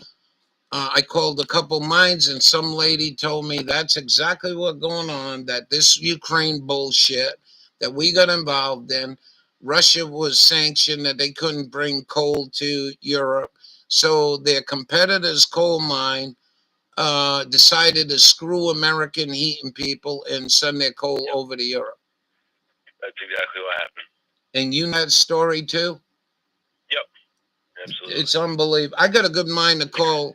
You know, you guys are in the business, and you take a little time and call the energy office of the governor and demand that they put the price of coal on with their list. They got pellets, kerosene, home heating oil, and electricity and propane, but they don't have coal on there. And I'd like to see them get serious about this. There are too many people. How many customers you think you got? Oh, there's still a crazy amount of people that burn coal. Just probably, I mean, it's not as much as pellets, obviously, but it's probably half the amount of people that burn pellets burn coal, which is still very good. Do you have a ballpark figure? Well, so my customers wouldn't be. I mean, I've had probably 70 this fall. 70 different customers. Would you do me one more favor? Sure. And this is very simple. So they got lie heat, you know, for the old people, and this lady's name is D Delta Echo Echo. You can call her 859-1684. And 1684. And just tell her she's not trying to pry into your business or any of that. But these people at Leahy don't. I'm the only coal burner, according to them. And I don't think that's a true statement. And I've been told that nobody in Maine burns coal by a Maine Housing Authority. And I was furious. I said, I took 3 pallets off the truck today, and he had 11 more. But nobody's given them input on the coal industry. And you should probably go to voicemail. Just tell them who you are and say, you know, I got 70 orders, 70 customers on coal on that one place. Yeah. Thank you so much, Chandler. And I'll be looking forward. Yeah, I'll give you a call probably within a couple weeks anyways, just with an update, and then we can get it scheduled and all that. Yeah, I'm good for a couple months, but I feel like a whole lot better as an old man to get that damn coal here. Absolutely. We'll do that. Take good care. Yeah, all right. Bye. I think that's a go. 606 1.2.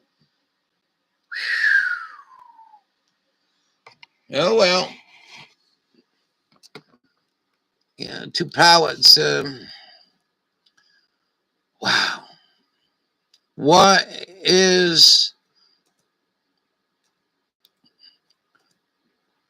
1.2 ton in pounds?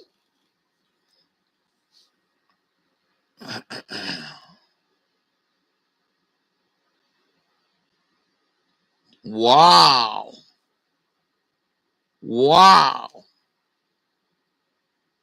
No, that can't be right. 2,645 pounds?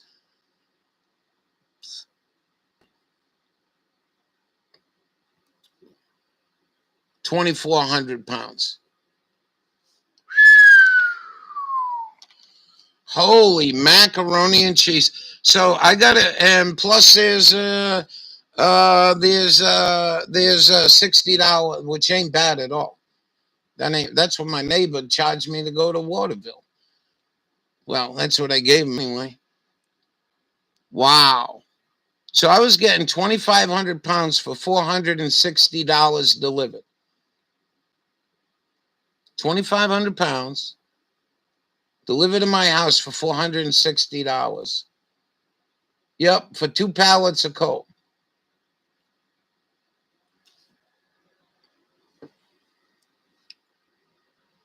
That's 4,800 pounds.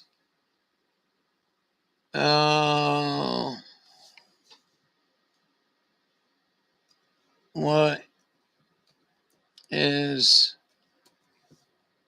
4,800 pounds? Hold on. In tons.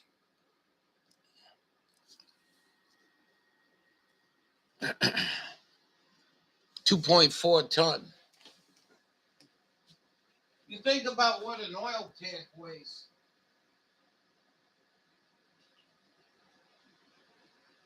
Oh, you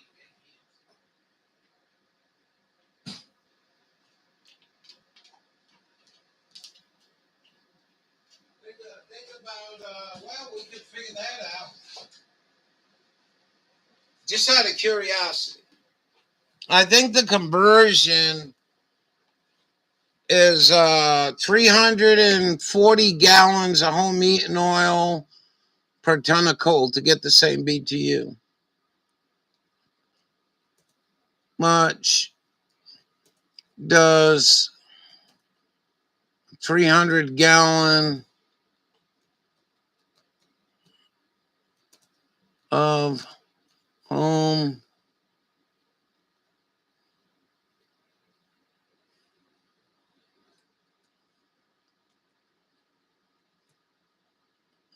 heating oil weigh? How much does a gallon of, oh, you fucking communist.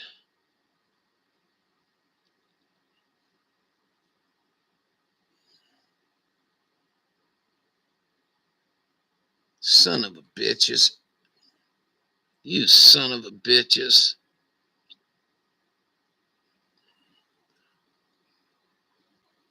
Home heating oil density is about 0.8, fucking scientist shit. 8 pounds. 8, 16, 24. Look at that. 2,400 pounds. Same as the weight of coal. Roughly, that's what I'm getting anyways. What's a home heating oil? That's how much it increased. Yes. Pine soil being recalled. Pine soil. I used to have to clean the bathrooms with it in the Forest Service.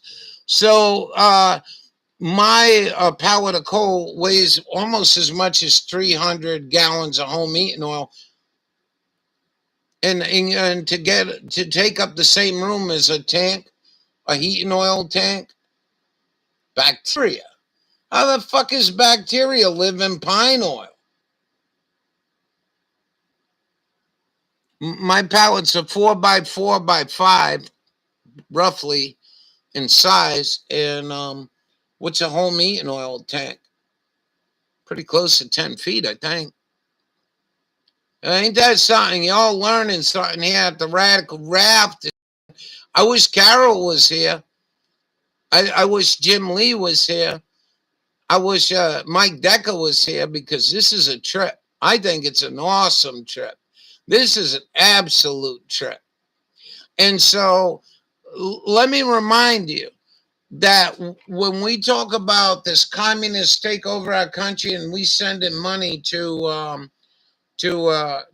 Ukraine and armaments and all the bullshit that we didn't need, there were two reputable people, a coal mine this morning and this guy right here, that told me the home heating coal industry has told America, go fuck yourself, and we're going to export the coal.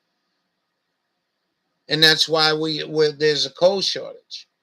And that's why the price is 460 would be $40.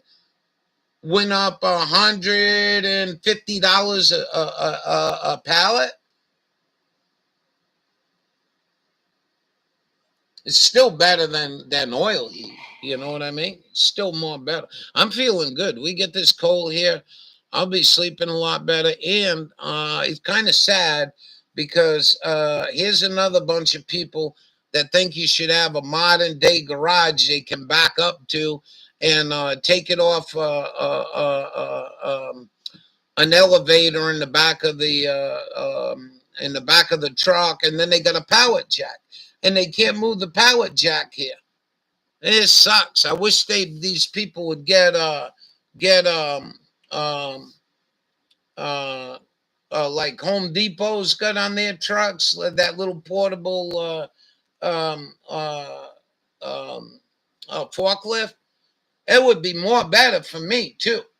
Because one of the things is with these other bags, not the plastic bags, the other bags, man, 30 days in the sun, they'll stop falling apart. I'm not shitting you. So they're going to come here with a big 25-foot box truck. Won't be able to maneuver it. Let's hope the weather holds. Let's hope the weather holds, and we'll get that shit delivered, it looks like. So you only got a little bit of time, Joe Biden, to create a massive false flag in this country to disrupt my plans. Just remember that. You only got a little more time, LOL. A lot of people saying there's going to be a false flag. I'm going to make me some brekkie. I thank you all for listening in this morning. I hope if you found this interesting. Is it my own problem, as one of the people say on ham radio, because I still want to burn coal? Well, coal hasn't been outlawed. I put Americans to work when I heat my house. I'm not putting goddamn pedophile oil assholes in business in Saudi Arabia. I'm proud of burning coal. You know, I mean, I wish I had a better coal stove. We think we got the chimneys straightened out. But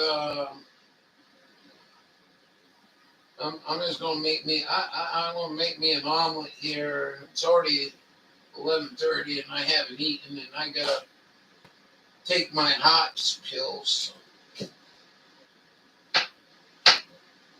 Wow, what a trip, man! I should call the energy people. I should call Susan Collins, that war pig. Hey, you tramp, for getting your nose stuck in this Nazi shit and want to defend Nazi shit while the rest of your people in this goddamn country are going starving. And then other assholes out there, nobody wants to work. Of course they don't want to work. You're going to put people through that much bullshit to fill in an application. You better pay them.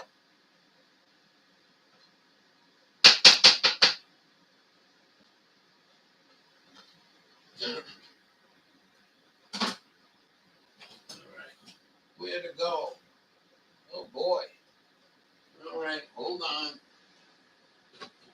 I'm not going to be around. If somebody's going to leave, highlight my name, please, and tell me you're going to leave. I want to say so long to you and thank you. Thank you for coming in today. This has been a good day, a very productive day.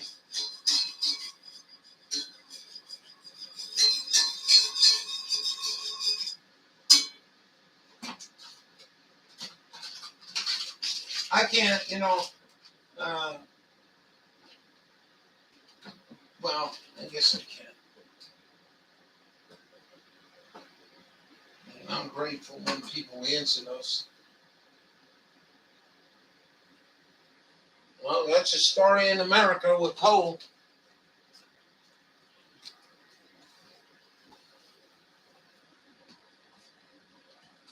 And sold out again. I'm hoping, like I said, as I understand it, they're loading that shit up in barges. Now, somebody else on ham radio said they're bringing the coal out of Pennsylvania to New Jersey, put on a ship. All right, that'll take a few minutes. Have a good day, everyone. Thank you, Jewel. High five, girl. I don't see any need to shop around because I think that's going to be the going price of coal this winter. And like everything else, it probably not coming down. Cover it with a tarp. I do. But I found that out real quick. One year, we just stacked the coal here. I didn't cover them up because I like to get a little moisture in it when it rains. That when I bring it in the house and the coal's wet in the bag, and I open the bag and dump it in a 5-gallon bucket. If it ain't wet, you get a face full of coal dust, and I don't like the coal dust. So you just got to keep it wet. And these hermetically sealed bags that I got, I'm telling you, they've been excellent. They've been really good. There's no trash in them like that black ash coal, black cash, or whatever the fuck their name is. I hated that coal, and it'd be so loaded with water in there, and been in there out in the sun. It could get moldy smell. It was gross. So this coal I got here, and we'll see. I'm still hoping Tractor Supply comes through. So, and have a good day, Jewel. What a trip. What a trip.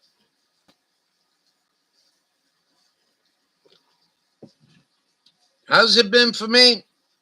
I called Paris in May. They asked me to call them in May. I said I want 3 pallets. They put me on the list. They call me up when the pallets are ready for delivery.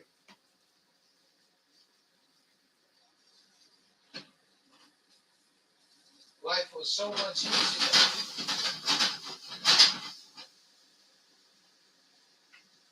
And for them people that don't know about coal, I really feel sorry for you. You run around thinking people are destroying the planet. No, I'd be destroying the planet, burning plastic and rubber to keep warm.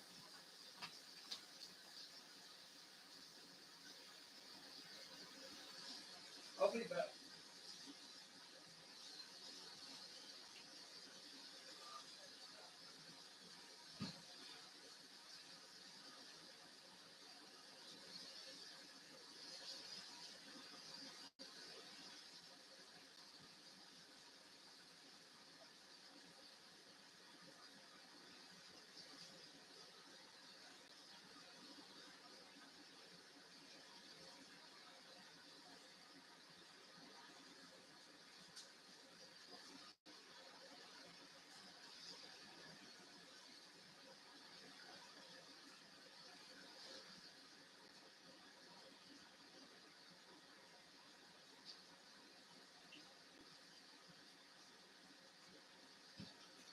Get this, have a little brekkie and then take my pills. I hope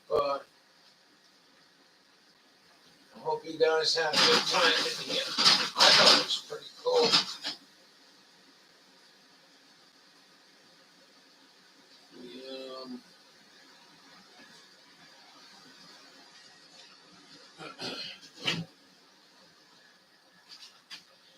I just wish, a little bit of good news. So I'm quite, I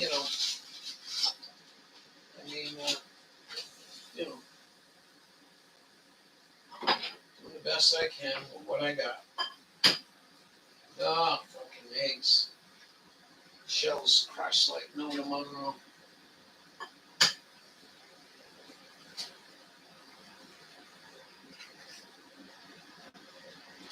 So, if you're going to be in the business, I gotta, oh yeah.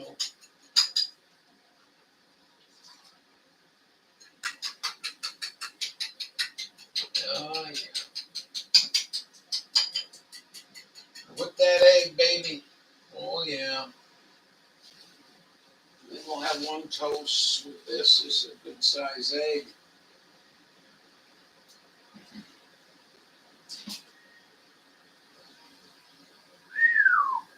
I'm reeling in the east, baby.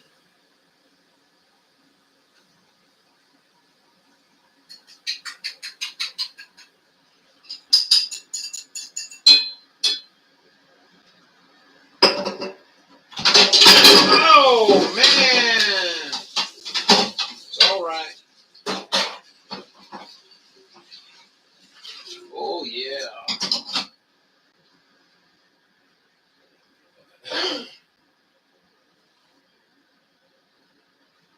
Imagine that. Imagine the other downfalls that we ain't even thinking about. Now, who's thinking about coal, right? Becoming a problem because this communist and his fucking henchmen want to go stick their nose in this Ukraine shit. And all the money you gave them.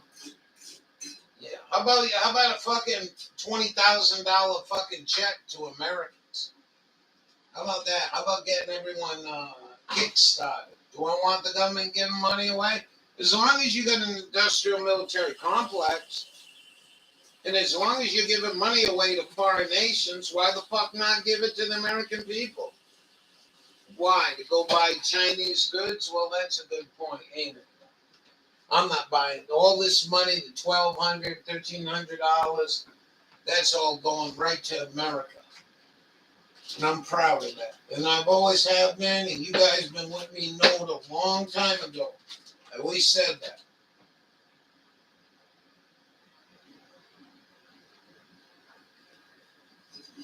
I'm fucking buying that pedophile. Oh, yeah, but my neighbor drives an oil truck and he's in America. Yeah, I understand all that. But the basic line is the guy who's driving the truck for me is an American and the coal's coming from America. So if you can, I said it before, change your fucking attitude towards home heating, especially if you got money. You got money, you can buy yourself a boiler, coal boiler. I've been around for 150 years, you know.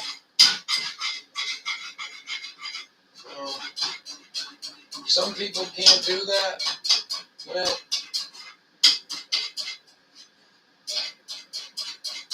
we'll see how this other thing is going to go. I might be very surprised. I will tell you something, if this other heat thing works out, one of the things, well, maybe you can go into and only burn 2 pallets of coal this winter. That'd be nice. But unfortunately, the only way I'm going to know how much it's going to cost me to run this thing is the following month's electric bill. I got to watch that.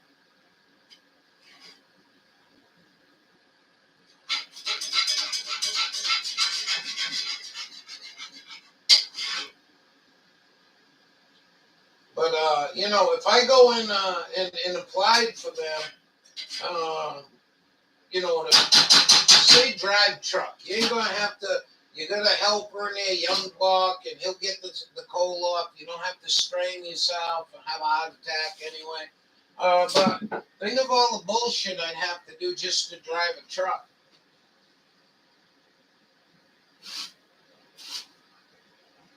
You got a medical deal, which is a stress test.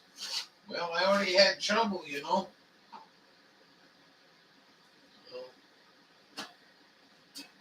And then they want you to work 90 hours a week because you're the only one.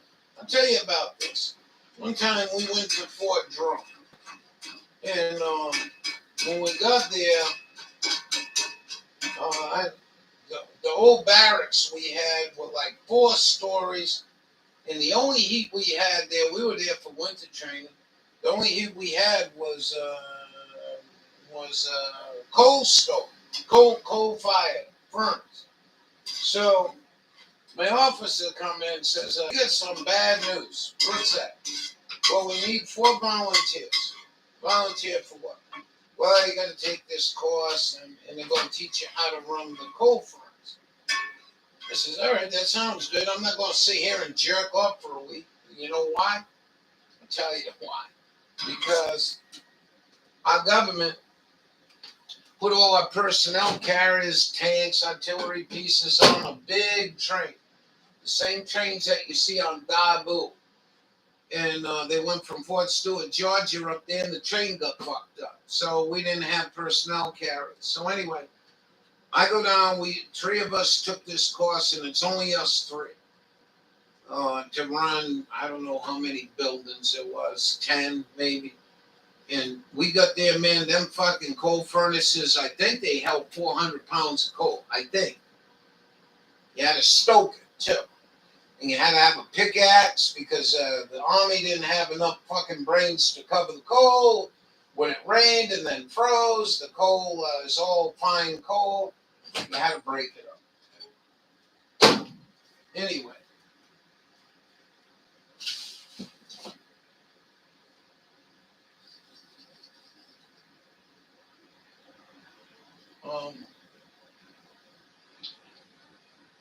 Then my officer said, Russo, you help me out? What's what? They gave us New York National Guard personnel carriers. Number one, they were gasoline. Number two, they didn't maintain them. The fucking road wheels were all gone on them. And they had the new road wheels. So me and this kid from South Carolina went out there in the rain, freezing rain, and had to change the road wheels. Oh, what a motherfucker that was. And, you know, it was so cold you had to crawl under there with this 20-ton hydraulic jack and jack it up, then try to get the wheels out, all this shit. And the Army ain't got nice tools, you know what I mean? They give you a bag and that's it. Anyway, I was frozen to the ground. I couldn't get my field coat off. I had to take my field coat off. I'm not shitting you. Frozen to the ground.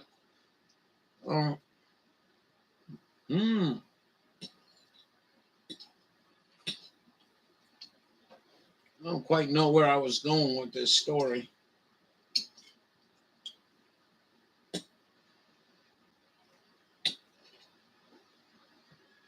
Anyways, happy joy, everyone.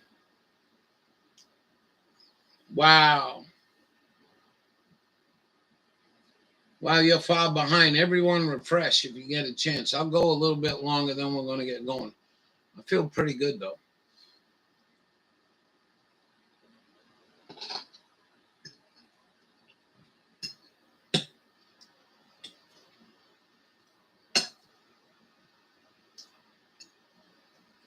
Susan Collin Warpig, let her know what you done.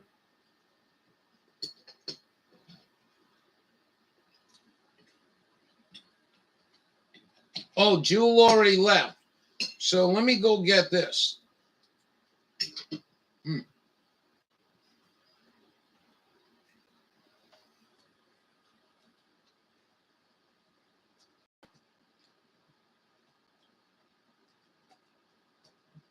Debate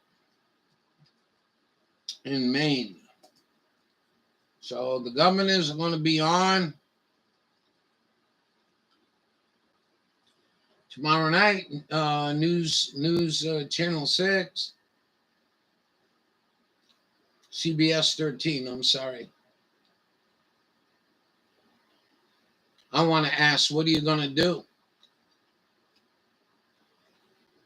What are you as a governor going to do to secure heat in this state?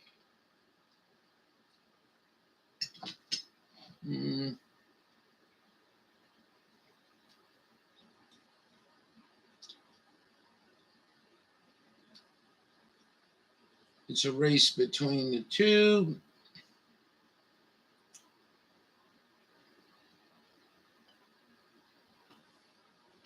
This can make or break Maine. Well, you know, some people burn wood and they're young and healthy, or younger and healthier, and they can cut and split wood. For our vote 2022 coverage, and it's a big night ahead of us. CBS 13 alive looking for our CBS 13 studios. Our stage is set as Governor Janet Mills and former Governor Paul LePage will debate right here, trying to win your vote. This comes with the election now just about 2 weeks away. Here's CBS 13's Greg Larder for a preview of the big event. It's a race between two people who are well-known to Mainers, who've been on the public stage for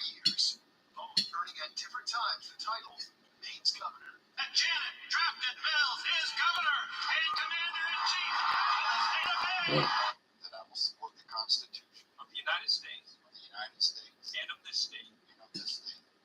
But now, for the first time, they're on the same ballot, vying for the same job, each touting their leadership for our communities. To reintegrate our downtowns across the state, making this a much more livable, safe space. No. For our future.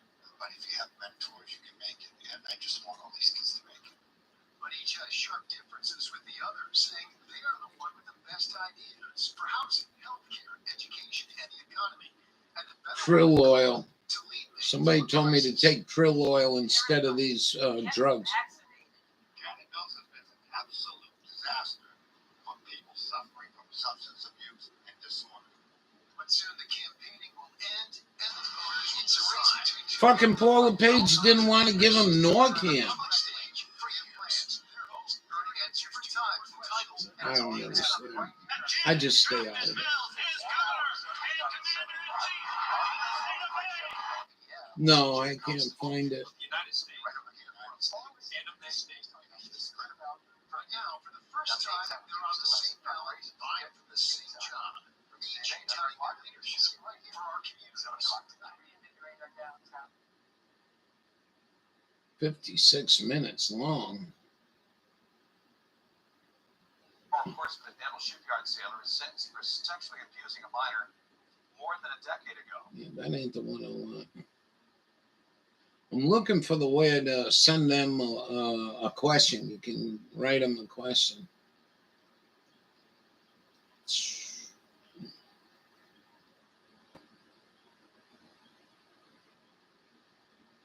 Let me try that. Ask question.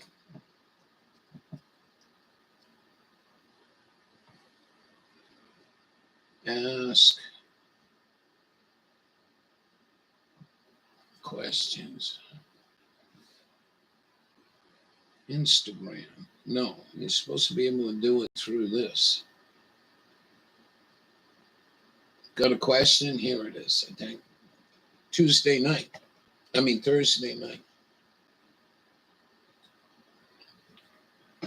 I may cover it on here.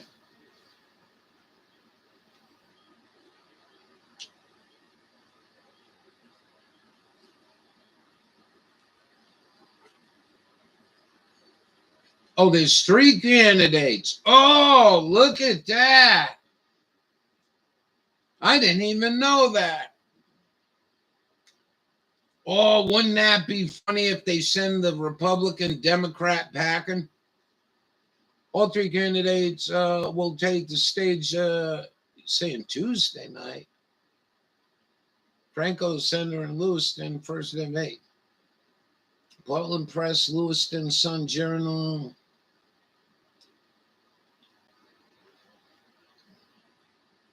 Wow.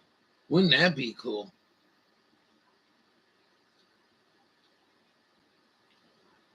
Yeah, but ain't telling me who the 3 candidates are. There's another candidate, though.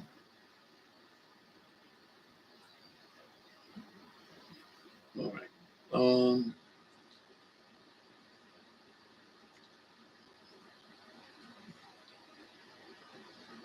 Who the 3 dates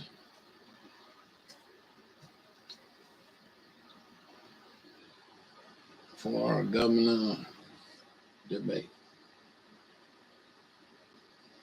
Yeah, I'm not even going to waste my time. Maine's gubernatorial candidate debate.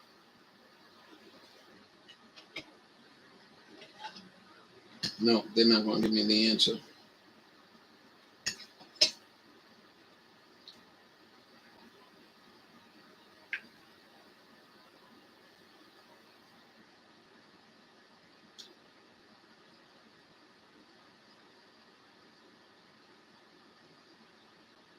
Independent Sam Hunkler. So it's Janet Mills, Paula Page, and Independent Sam Hunkler. I don't know. I wonder none of the above. I wonder if Maine's going to do that. They don't have the ability though. If people go out and waste their time voting from either party, they're playing part of like some football game in their fucking head. They're not really caring about what's going on. The candidate can be dirty and rotten, but they're still a Republican or a Democrat. They still vote for him. Well, there's your answer. Fam Hunkler. I don't know what he is, though. Independent? Independent. Huh.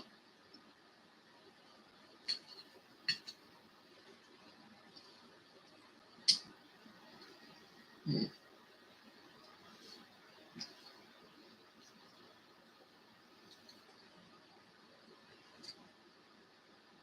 Nobody's got anything to say. You see, there are two people in here.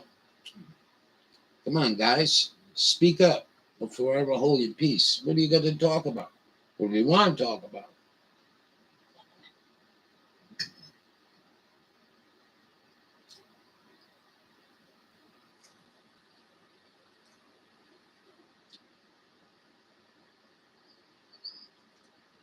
First alert. No. I'm not going to ask him anyway.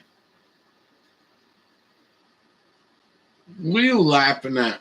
You done a live stream. You know how hard it is to keep the crowd moving.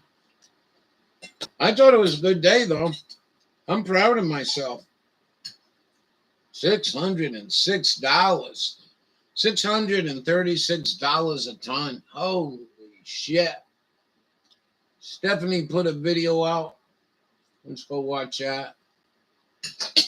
What are you doing, Hawkeye? 20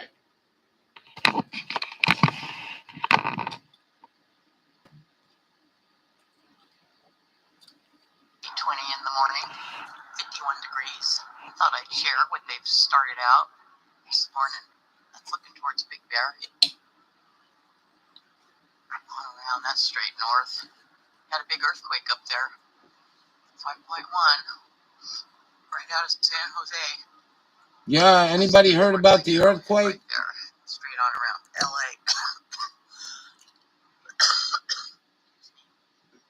This guy's pretty nice. Well, I don't know. There's some stuff over there. This is looking straight east. Good, beautiful sky, huh? For the most part. I have my Faraday beanie on. Fuck, man. I had a headache.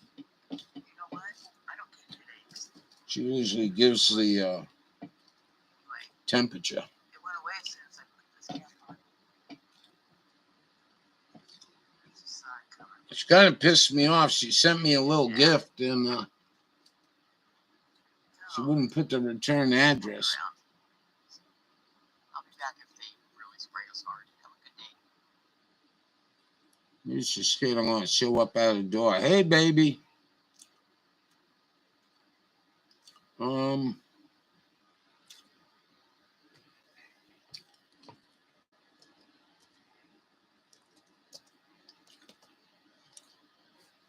Shooting.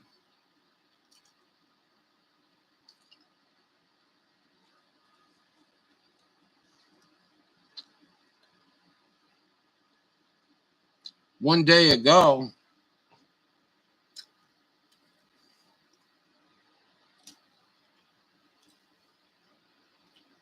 cooking class, man.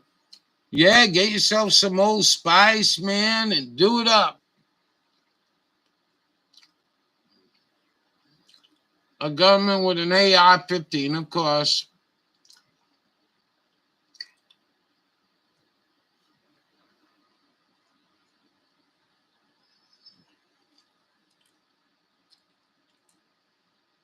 Killed the teacher and a student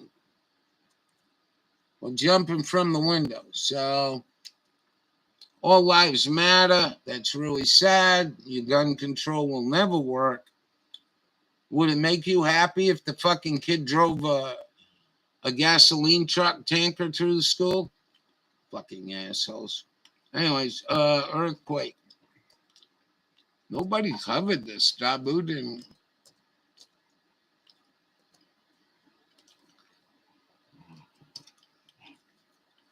Good for you, man. Yeah.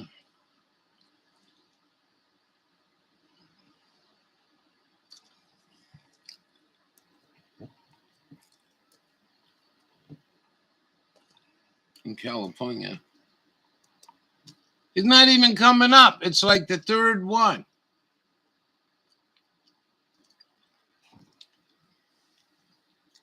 Beautiful sky. 5 point. This is what they've been doing. You know, I'm like, fuck, I want to read the story. Why are you so difficult? 5.1.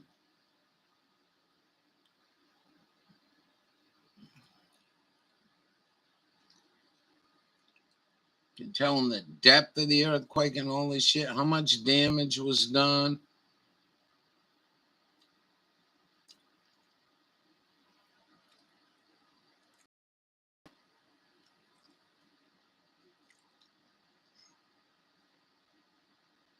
I guess it didn't do too much damage.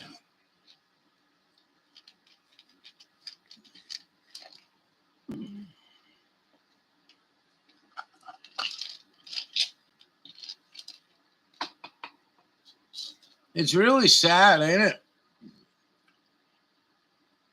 That you know, people gravitate towards negative of everybody, and they don't have the ability to positive thoughts. So I ordered from these guys. You know, I ordered some what is that, CoQ10 to go along with the statin drug, and look at the advertisement I got. Ain't that something?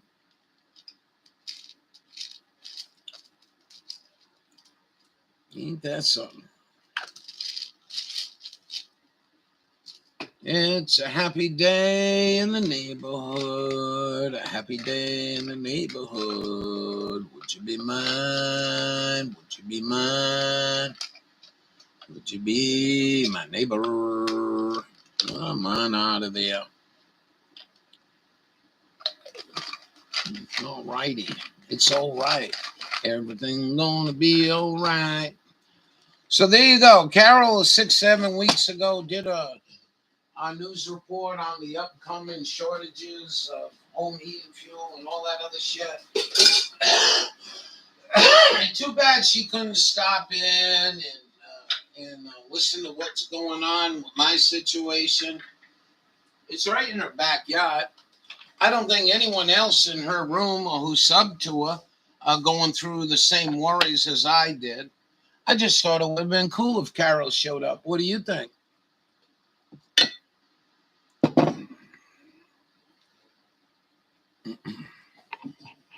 Let's see what it says here.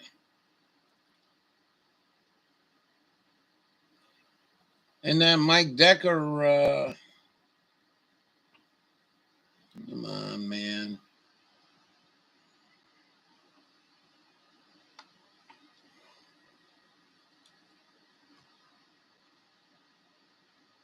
Full of opportunity.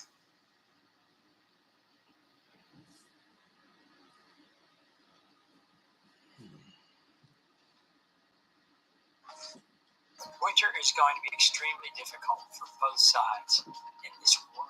And I don't know what this shit is. Stronger. The fuck is this shit? I just clicked on to try to find out what the fuck went on with the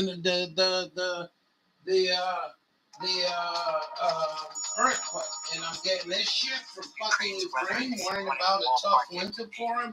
Hey, what about the fucking people sleeping in the street here in America? You fucking communist Jew.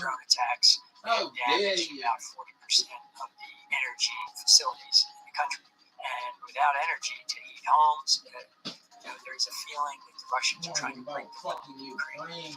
But by the same token, Russia also faces tremendous challenges. Are they going to be able to get 100,000 soldiers armed and fly and fed along Ukraine?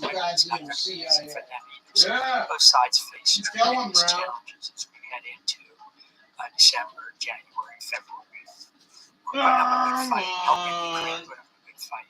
If we continue to supply weaponry Ukraine seems to have the willingness to keep on fighting. Fuck you. Now, there are those who say, well, maybe all we're Look at the doing is weapons. dragging this thing out. Yeah. Ultimately, there's no They're just sending weapons while Joe Biden's trying to take your weapons away from you in America. Russia's The arm. motherfucking communists are sending the shit overseas. What do you think of that? It's going to change in Canada. Hold on. Fucking weapon systems. Big weapon system, too. Hundreds and hundreds of thousands of dollars worth of weapons. Hundreds, and nobody gives a fuck. Oh, fuck you people living in the street. Fuck the hungry people.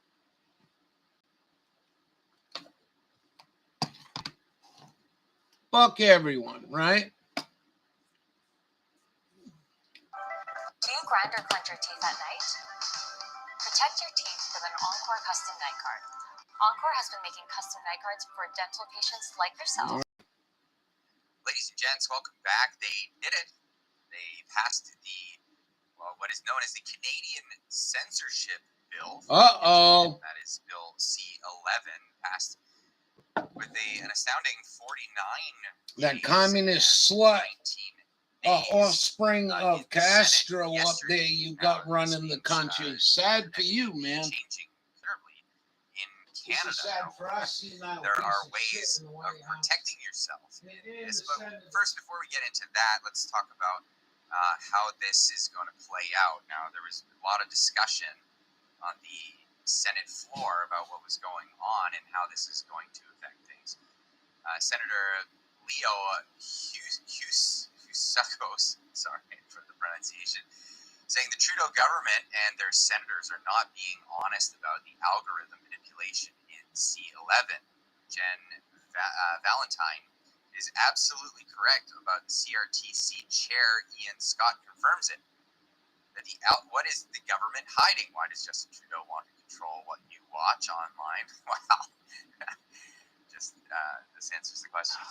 Now, you sometimes hear about liberal bias in the media these days, how they're constantly letting our government off the hook for no good reason. Frankly, I think that's insulting. It's clear that they let us off the hook for a very good reason, because we paid them $600 million. Now, you can even hear the cheers in that crowd. He's making a joke, but it's no joke. It's no laughing matter. There's video about this is how out of touch some of these senators are. They just don't realize how the internet works and what goes on the internet. So let's worry about censorship. So they could tell. Let's worry about hate speech. Manipulate the Let's algorithm. worry about your little boy and girl that wants to be a boy or request that a it be girl. done, correct? Hey, you know something? One of the guys brought something up the other night that was excellent. You know, if I was in school, right, third grade or But they something, are I could allowed go to the library and learn make how to rules give for a discoverability. blowjob. Correct? This is no bullshit now, not right? to change the algorithm to. But the only way you I can could go make find out how to get a fucking vagina attached. an artist. I can find out how to the algorithm. change shit, How else are you right? going My to sexuality. make an artist? There are But many know other what you ways, can't do? and that is the You can't go in there the platform, as a young adolescent and find out what hot women look like and how to fuck them cannot properly. change the algorithm. You know what I mean? I Heterosexual. There's no dirty books in there on heterosexual. One of the guys brought that up on radio. So she's I clearly thought that out of was touch. really cool. This senator is. What do you think of that? She doesn't I mean, you might not understand like the how language, this works. but the fact of the matter is, if I'm a 10, 12-year-old, you know, and I'm getting a hot on and shit, and I want to know more about these women's and how to operate their cooch, I can't find information on that. God damn it, if I'm all grown up and I'm all disarranged in the brain and be a queer, I can go find out how to fucking ass munch. What else they got? You know, blow job and all shit. That is Fucking crazy. Crazy. It shows right there because you're not being equal and you're not giving the heterosexuals the same material. Change the algorithm without saying That they makes wanna this get it. whole thing They change the vile. algorithm. Anyway, sorry. go ahead. Sorry, I didn't mean to interrupt. Go ahead. Oh, no, it's okay. So why can't they just word it in a way so that assures everyone that it will not happen? I think we're going to have to revisit the issue of user-generated content one more time. I know that you and the minister and other officials insist that you're not regulating user-generated You know what I mean? content, but I think it's I don't need people to agree with me. It's my own opinion. If I was 10 or 12 years old and Bobby, who's going to be a queer, wants to blow me, I'm like, no, get the fuck away from me. I want that Sally Sue girl, man. She got a nice pair of tits. But I'm not sure how to operate that shit. By a name that you're regulating either. And Bobby goes in there and starts learning how to fucking blow fucking men and you know what I mean? Senator, it's a pleasure to see you. My concern is consistent with that. This senator, I'm really not paying attention. Cannon fodder. They're going to do it anyways. They already have. So, whatever floats your boat, I'm playing. I think this was something brought up by a guy down in Massachusetts, and I said, you know what, never thought of that. Number two, the sponsor What of this if bill, I'm a young, my colleague Senator Dawson, in his speech 10, 12-year-old, said that it does have starting to come in puberty, and I like them women, man. I know I like them women, but I don't know what to do with it. You know what I mean? So, you ain't gonna find that a is a book in concern, there of how to course, teach you I share as a it. man how to I fuck hope a some of my vagina. colleagues share as well. There you go. Or how to eat a vagina or whatever. You know what I mean? I'm not trying to be gross or crude or nothing, but it's true. There you go. So Yeah, no, you know why I don't put much into it. Just look at the fucking censorship on YouTube. You know what I mean? And let's hope I don't get an MMI for saying what I just said. You know what I mean? Why the fuck do you got books in there for young girls to learn how to eat pussy? Why do you got books in there for young men to learn how to fuck a dude? But as a heterosexual, you leave them out. I should be able to go in there and get Penthouse magazine and Playboy, right? You would think, anyways. Hey, speaking of the devil, look at this. Look what I dug up. I'm only going to show a little bit of it because I don't want to get in trouble if that's what got me in trouble before. That stupid fucking piece of paper might have been the reason why I got a fucking MMI. How can we protect ourselves as Canadians now that the government's stepping in between Bubba didn't come in. Bubba does that private VPN shit. I don't know if this is going to help you. Is it going to help you? Stepping in and saying, we want hey, but think of this. Watch this. You know what wait a minute. How can I do that? Did you see all them Swanson healthcare shit popping up on my screen? When I went in there and look at channel, the advertisement, because I ordered from them. What the fuck happens if somebody in authority decides if somebody orders something like that they're fucking enemy of the state or they're fucking flagrant? You know what I mean? Do you follow where this is all going? I mean, if you watch Pink Floyd, the Marching Hammer, the cartoon one and the Marching Hammer, we're all going to be the fucking same? I don't want to be the same. Look, if you don't like pot, then shut your fucking mouth and mind your own goddamn business, you fucking hypocrite Christian communist. You know what I mean? But you don't stop people in America, and I'm only talking about America. Yeah. Yeah, I mean, you're making fun of this shit. You just remember Obama said he would. He'd bomb fucking people with drones. How far is this going to go? How much determination are these people like Klaus Schwab going to run the world? The internet should never have been fucking censored. The internet shouldn't be something you pay for, in my opinion. You got all this war pig shit, and you should have a safe internet. You should have a safe machine, like McCaffrey said. He said there was no reason why Bill Gates allowed viruses and all the other spyware and all that shit into a fucking Windows program. There was no need of it. And that's why McCaffrey made money on what Bill Gates thought he was going to make money on, and the other programs worked better, didn't they? So, and I'm not shilling for any VPNs today because I'm giving them out information about VPNs, about other multiple VPNs. So yeah, I don't know what I could do here. I need a real 1-inch sheet of plywood, a couple of them. But that's all they're going to do. They're going to push these pallets off, and I'm going to have to unload all 100 bags. I have to restock them. Well, it'll be some good exercise. Let's hope I don't drop dead of a heart attack. Your online privacy and security. Next to its encryption, third parties cannot spy on your online activity. And I should. I told Bubba, why don't you get on the phone with me, teach me how to do this. It really ain't going to make much difference in my life, though. You know what I mean? So you can access websites restricted in your country. Here are 5 cases. I mean, I really have no interest in although, you know something, thinking about it, I cannot go look up used 22R diesel turbo intercooled motor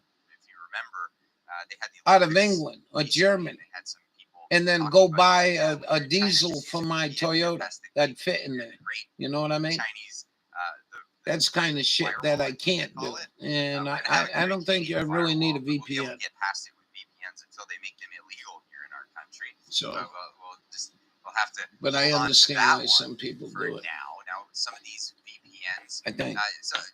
Hey, we got Cole. To see better Netflix. You can watch Netflix virtually from the United States. It ain't here yet. You better count your chickens before they hatch or some shit. Because 2 weeks is a long time. Government now with this bill being passed. Not sure how soon that will be. But here are some. Well, it ain't here. You know what I mean? And I think most of you are happy. I mean, you've seen what I went through. You guys heard, no, I ain't got no cold. I mean, I'm not doing this for dramatic. I'm certainly not doing it to get a big YouTube channel. I'm just telling you what's going on in my world. And then the communist Jew, Christian motherfucking pigs will say, well, nobody burns coal. If you got a fucking brain in your head, you'd be burning coal up here. Or wood. You know, like my neighbor burns wood. But you're going to go pellet stove in your house? Fuck, you're wasting your time.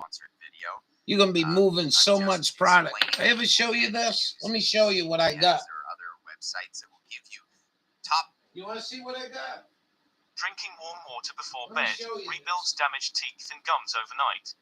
People are healing decay and reversing gum disease every night as they sleep by adding one unusual ingredient to a glass of warm water before bed. If you're over 30 and struggling with painful, loose, discolored teeth or cavities, bleeding gums and bad breath, then pay close attention, because Harvard scientists recently proved that your oral health actually has very little to do with brushing your teeth, avoiding sugar, regular dental treatment or genetics. While examining prehistoric skulls with immaculately preserved teeth, these researchers This ain't over yet. Let me show you what I got. This is how the coal comes through. I'm going to tell you something. That is a true statement right there.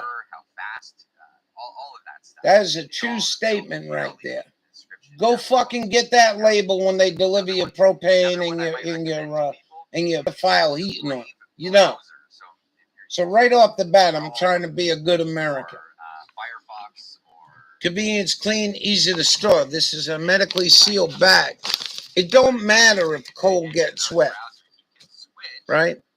But I'm going to have 100 of these bags. Heavy plastic, and it's a shame. Now my the word premium here, I'll tell you something about this coal. This shit is burning so nice. And I realize I haven't got into cold weather. You know, we'll see what this shit looks like when it's 10 below. But as of right now, I ain't getting no unburnt coal. And all this shit is burning really, really, really, really good. We got low ash. Then we got this here, Tractor Supply Company. We should call them Brentwood, Tennessee. The sad part is about this is not Tennessee coal. This is Pennsylvania coal. And it's sad the Pennsylvania Coal Institute couldn't have put a label on here also. It's a 40-pound bag. I think when winter comes, I think I'll be maybe 3 bags. 3 of these bags in 2 days, the way it's going. We'll see. But I think this has been burning really, really good, the back of it. So now, what my whole point is, I got this heavy bag, right? Got this heavy bag of heavy plastic, all made of oil. All made of oil. You couldn't have put this in fucking burlap, made of hemp. No. Too inconvenient, too much work. What else can I say about it? It's kind of good. This company is really good. I had that Blackadder, whatever the fucking name of that coal was. I used to open that shit up. I have like 7 fucking pounds down the bottom of all rice and small shit coal with water in it. A lot of water in it. And this company's been, I've opened every single one of these bags, and these bags are not loaded with water. They don't stink when I open the bag. And what else can I say? This bag doesn't deteriorate in the sun like my other bags do. And there you go. Maybe I should use that for my screenshot. And be proud. Yeah. So this is a 40-pound bag. This bag here is equal to 3 bags of pellets, hardwood pellets. I just got a phone call from California. They hung up. So if you want me to be a little more clean and burn pellets, which ain't true, that ain't true, I'd have to burn 3 bags to one of these bags. That would mean I'd have 3 bags of fucking plastic for every one of these. Number one, right off the bat. We're talking about being green. You're better off burning coal and wasting the plastic bag on coal rather than pellets, in my opinion. This is all my opinion. Let me call them up. I'm going to call these people right up right now. And this is the last phone call. Then we're going to get going. I'm going to start my day. Do what? It's starting to rain. What do you want me to do? Call my girlfriend over for some afternoon delight under the covers?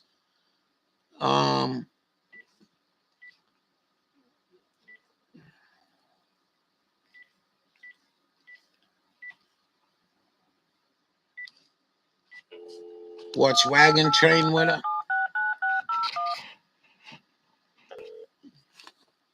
Thank you for calling customer service. Para español, prima dos. Continuez en français, marque 3. The expected wait time is less than 3 minutes. Oh, yeah, baby. You know what jazz is? Support. Can I have your phone number, please? What's your name? My name is Jose. Can I get your phone number? Are you call? Well, my phone number. What do you want my phone number for? To create a record of this call.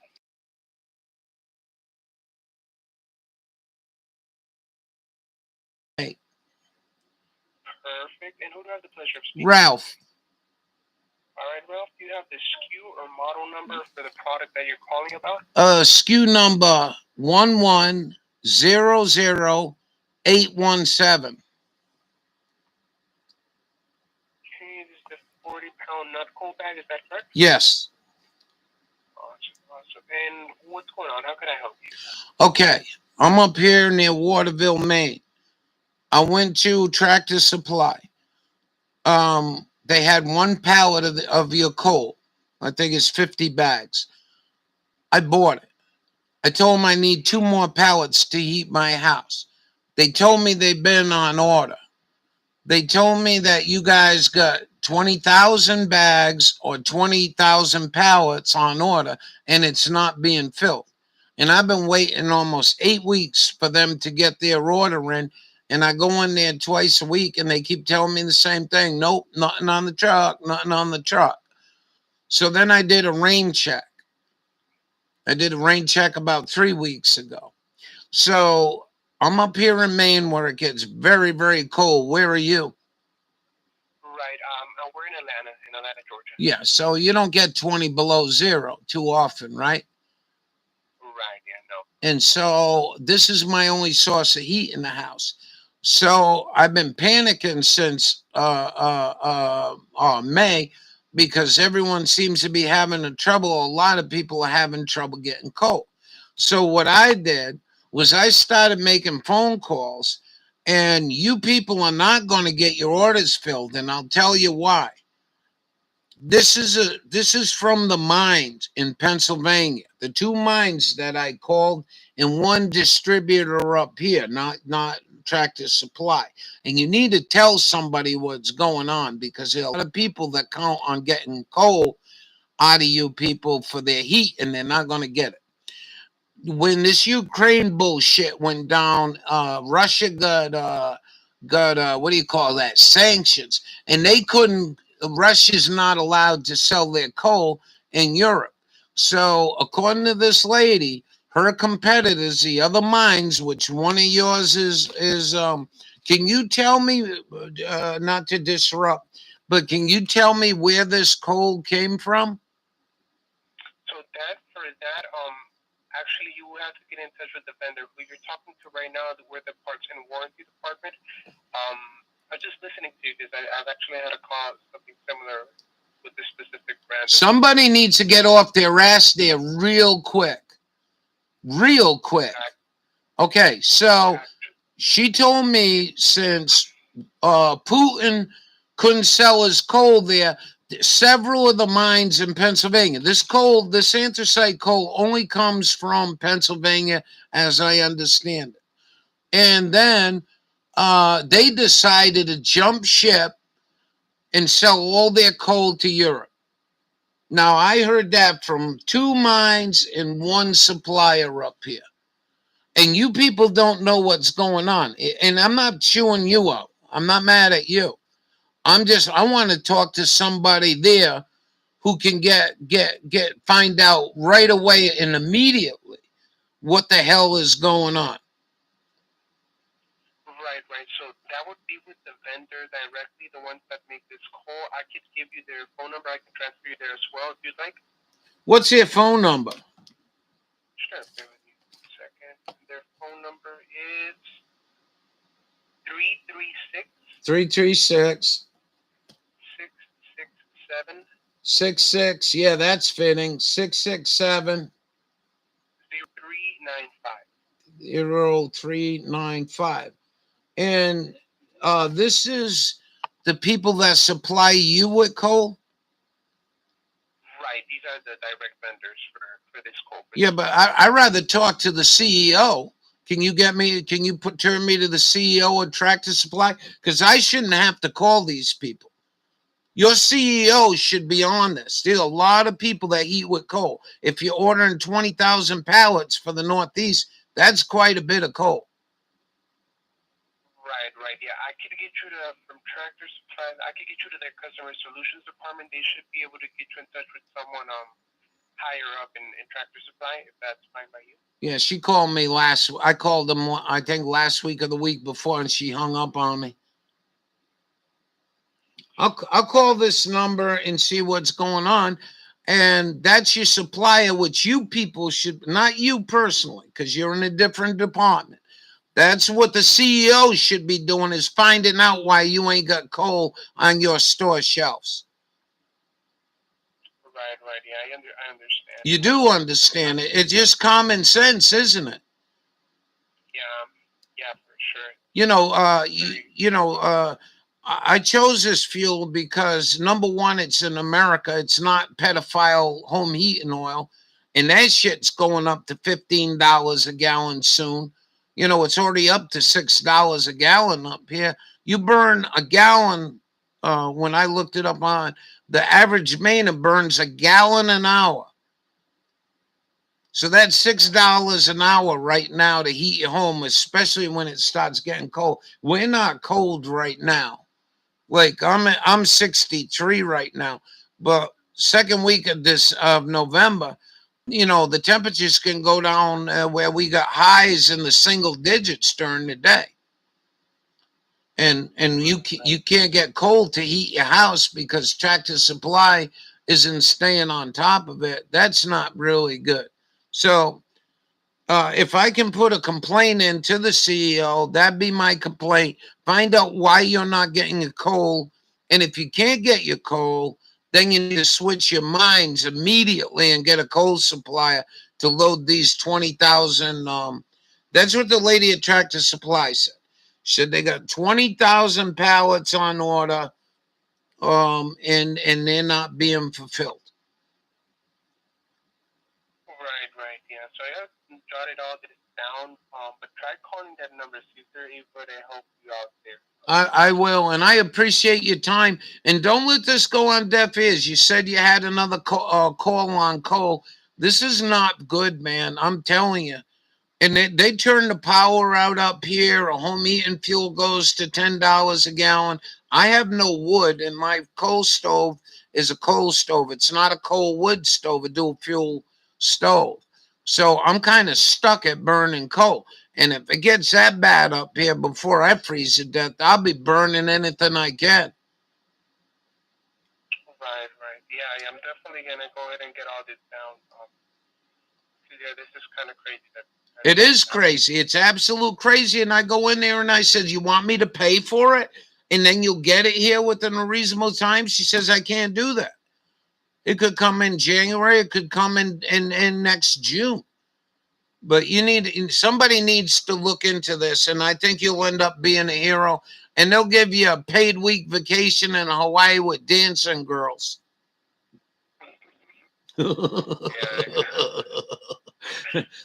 Have a good day, my friend. All right, you have a great day, all right? Thank you. Happy Wednesday, Wacky Wednesday. Man, you missed a good show. We call the coal mines, and coal mines crazy. Hi, Leslie. Listen to this. 2 coal mines said that since they put restrictions on Putin, Europe can't get coal. Now, England is a dumb motherfucker. They got enough coal for 500 years. But Margaret Thatcher in the 80s closed the coal mine. So now they were buying coal from Putin. I don't know why. But anyway, my other friend told me they did the same thing in Poland, closed a coal mine, and Putin's been giving them coal, selling them coal. So with this bullshit sanctions, they can't get coal. Putin can't sell them the coal. So some of these coal mines, according to what I heard, told America to go fuck yourself and go sell the coal to Europe. Guess what? I think that coal goes over to Europe by the Mississippi, maybe. One guy on him radio said it's being sent to New Jersey by train where it's loaded on ships. We should call the Port Authority of New Jersey. What do you think of that? And ask them, are you guys ships going to Europe with coal? Maybe we'll do that tomorrow. Although I ain't got much to do today. If you guys, any of you guys got some free time today and you got a CB radio, go check them out. CB radio's wide open. It's wide open to Europe. It's wide open all the way to Hawaii. All right, let's make this one call. I was going to save it for tomorrow, but I'm like a kid with a big piece of cake, you know? Fuck saving it for tomorrow. We'll do it now. Hello, Leslie. Hello, Dawn.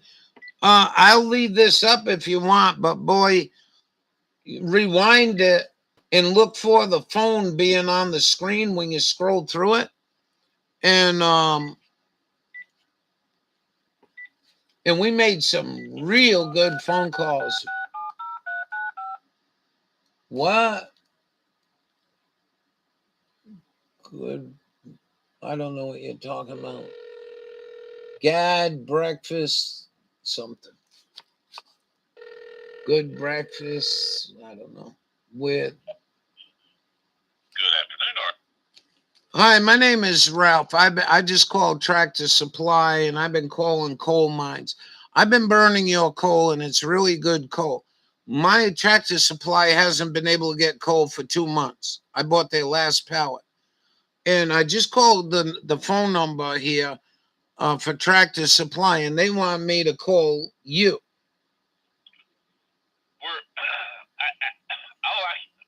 What I can tell you, sir, is we're doing everything we can with here's part of the problem. The average consumer don't want to hear this, but Russia, is providing a lot of the anthracite to the world. Can I interrupt you?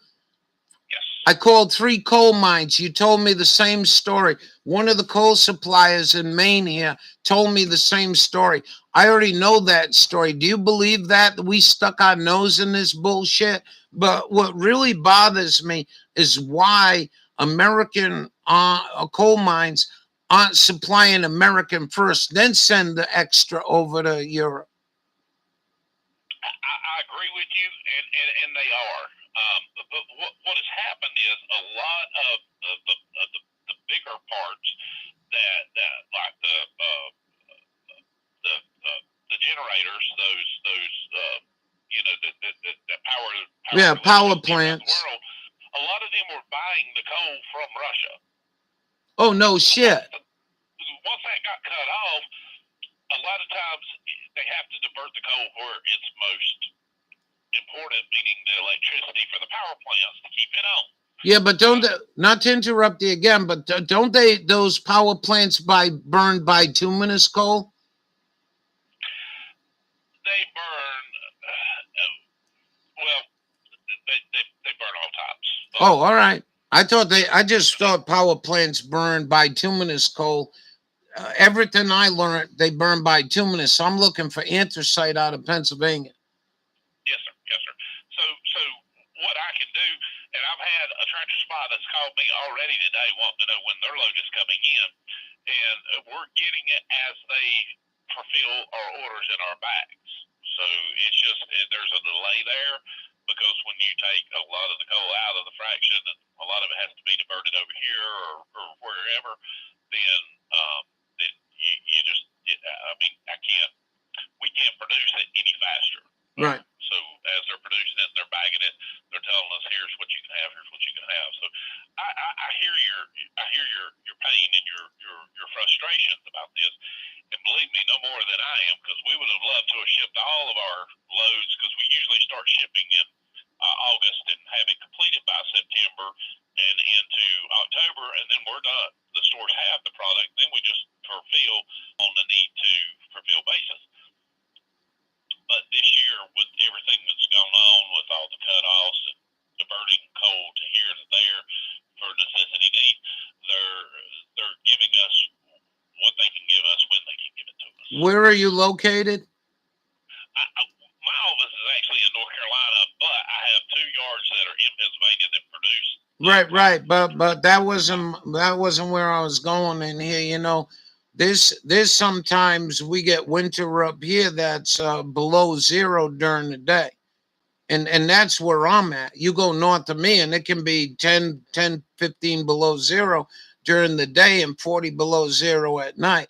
This ain't a place you want to be screwing around with taking any coal supplies and giving them anywhere else. I think Maine, New Hampshire, Vermont, Rhode Island, Massachusetts should be high on that list for Tractor Supply. And I would just see what you could do about it.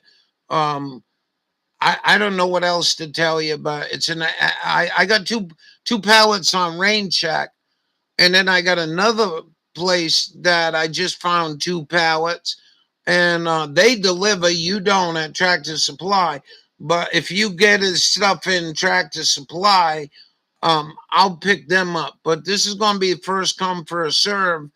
Whoever gets me my coal first. It shouldn't be this difficult.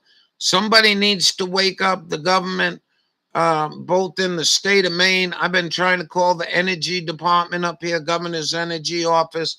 They don't even list coal as a heat and fuel up here.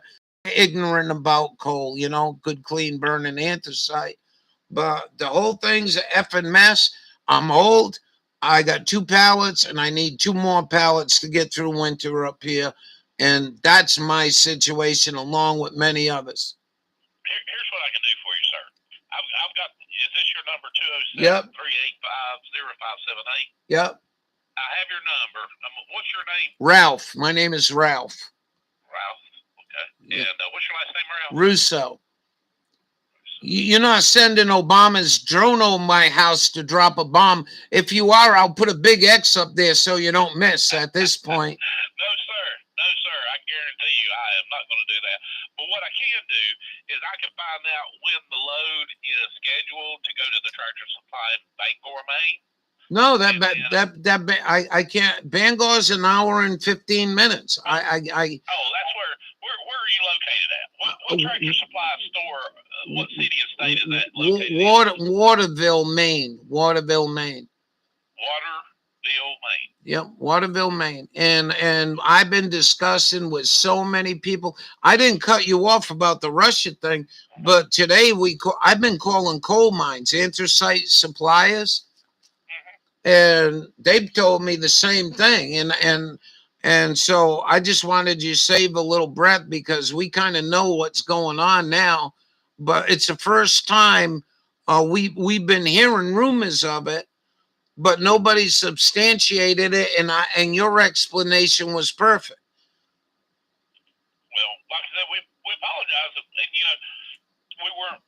we didn't plan for this, and when the whole government, the only other place in the world where you can get anthracite cuts everything off. You have a lot of people that are stranded, and I agree. We need to take care of our own before we take care of. Of course we do. Fuck Ukraine. I don't give a fuck about them or Russia. Russia comes on this soil. We're a lot of armed citizens with angry attitude and ammunition. They're gonna get very far invading this country. So let's quit worrying about what's going on in Iran and these other countries. I'm so sick of the bullshit. I agree, sir. But it's made us look that we need to do more. Matter of fact, I'm from North Carolina, but I watched the debate in Pennsylvania yesterday. I mean, they're a huge energy field state, and they need to take advantage of that. We need to take advantage of course they do. Self-sufficient. And I'm only in it to get me secure for the winter. I'm kind of selfish about this, but overall, you got made in America right here on the bag of coal. When I open up a bag of coal for 9 years, I'm not very religious, but I do say a prayer, and I thank all them people working in the mines, which a place I probably could never work in a coal mine, man. I hate tight environment, but they're putting food on their table, they're earning a good living, and they work hard, and they get a good reward from what I understand. The coal mine is a good job. And I give thanks to it. That pedophile oil, I'm over 60, and my parents back in the 70s when they were jerking us off with the oil shortage, we were worried whether we were going to have enough oil to heat our homes then. Like I said, we're doing everything we can. Sir. Okay. And what I do, Mr. Russo, is whenever I find out when that Tractor Supply is going to be headed out to Waterville, Maine. Yeah, Waterville, Maine. We'll give you a heads up on it. Well, I appreciate it, and you take good care of yourself. You do the same, my fellow Americans. Bye-bye. All right, bye-bye. Hey, I've been called a fellow American. U.S. so screwed.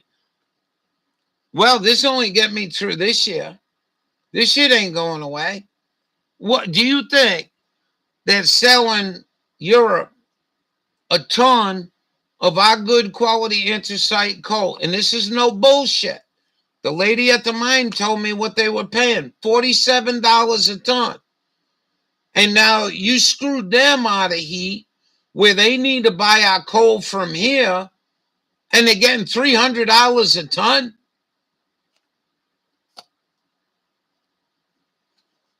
I just gotta figure this morning, Dawn. You weren't in here. Leslie wasn't in here. 606. Actually, it's 636 a ton to get it to my house. I paid $400, and that is 2,400 pounds. So now listen, I've been getting coal delivered here for $460, delivered to my house, unpacked, for $460, 2,500 pounds. I'm getting 100 more pounds last year on my coal at a much cheaper price. What is that? That's almost $200 more, right? Yeah, about $200 more. And what they're going to do, they're going to come here with a truck. It's got a lift gate in the back. They're going to take the cap because they ain't got enough brains to buy an all-terrain pallet jack. And then they're going to bust our balls trying to get the thing off the ramp onto the wet ground, muddy ground with their pallet jack. And then I'm going to sit there and have to unload this by myself. It's unfucking believable. My doctor worried about me quit smoking for a heart attack. Shit, dude. Maybe on the weekend, you and the rest of you fucking criminals can come over here and help me load my coal, so I don't have a heart attack. So this is a story, baby, and I'm feeling real good today. I feel really good. We did a great job. There ain't much I can do. You know, there ain't much I could do. If I came up here to retire and had 40 acres and all this shit and I was a millionaire, I'd have fucking 20 tractor trailer loads of coal in my backyard. Never having to worry about it. Happy short video. All right. I think I might use this for the avatar, though. I'm thinking about it. Made in America right there, baby. Look at that. Made in America. Convenient, clean, and easy to store. It will store for as long as the bag don't get sunbaked and fall apart. Coal can last 1,000 years. It can get wet. It can get cold. It don't matter. Coal, baby. What do you do before you go back out west? There are coal out west. I bought coal from Colorado mines, and I knew we weren't going to get the heat I needed out of that wood stove. And I said, let's go buy a ton of coal. $200. 26, 2022. Oh, no shit. And you're proud of this? Get that fucking thing off your property before it dumps ticks. Although if you're willing to blast the fucking thing and without a license and nothing, you know, if things get bad, you get a good pile of meat there, you know. Do you know what he's feeding on or she feeding on?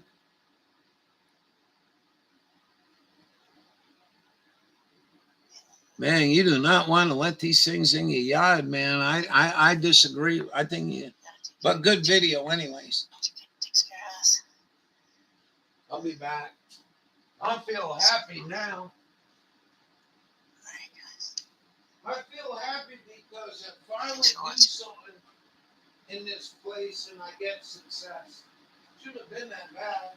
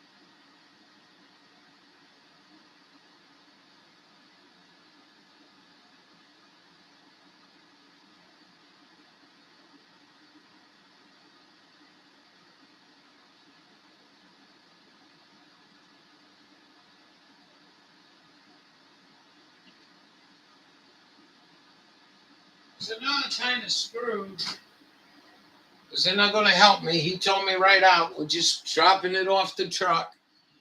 You don't have a driveway or a garage or concrete to roll that thing in.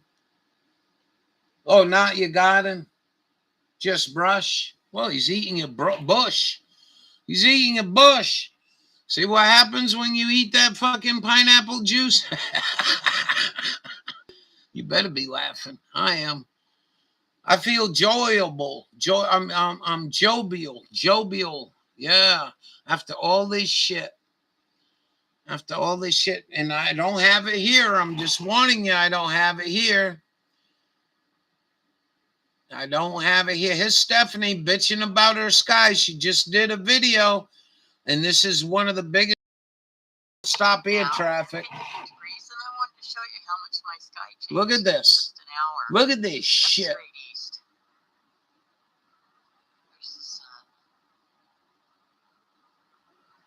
No, you still want to argue with about it? I ain't going to be around much longer, but that shit will be up here in 4 days. Mark it on your calendar. Be here in 4 days. It's like this shit. She just did a video 4 days ago. Nasty. No reason why a human being should have to look up and see that shit. For your goddamn air industry, fix your goddamn aircraft or get out of the goddamn business. And then the fucking idiots say it's only water vapor, you fucking asshole. You don't know shit from Shanola. I'm going to, if you got some lurkers in here, look at the fucking chemtrail banner. Chemtrails, also called condensation trails. Yeah, Jim Lee's got that. Jim Lee's got that down. So at YouTube, at Climate Viewer. And if you really want to argue, you should really go spend 2 hours in there and find out what the truth is, all the documentation. What is it called again? Yeah, fucking banner. What is it called? You're always good at that. What is this program called that they right in our face, putting chemicals in jet fuel, JP8? What is it called?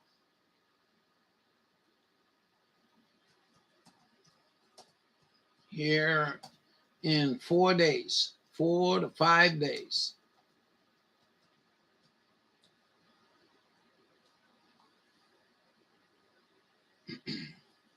Solar radiation modification.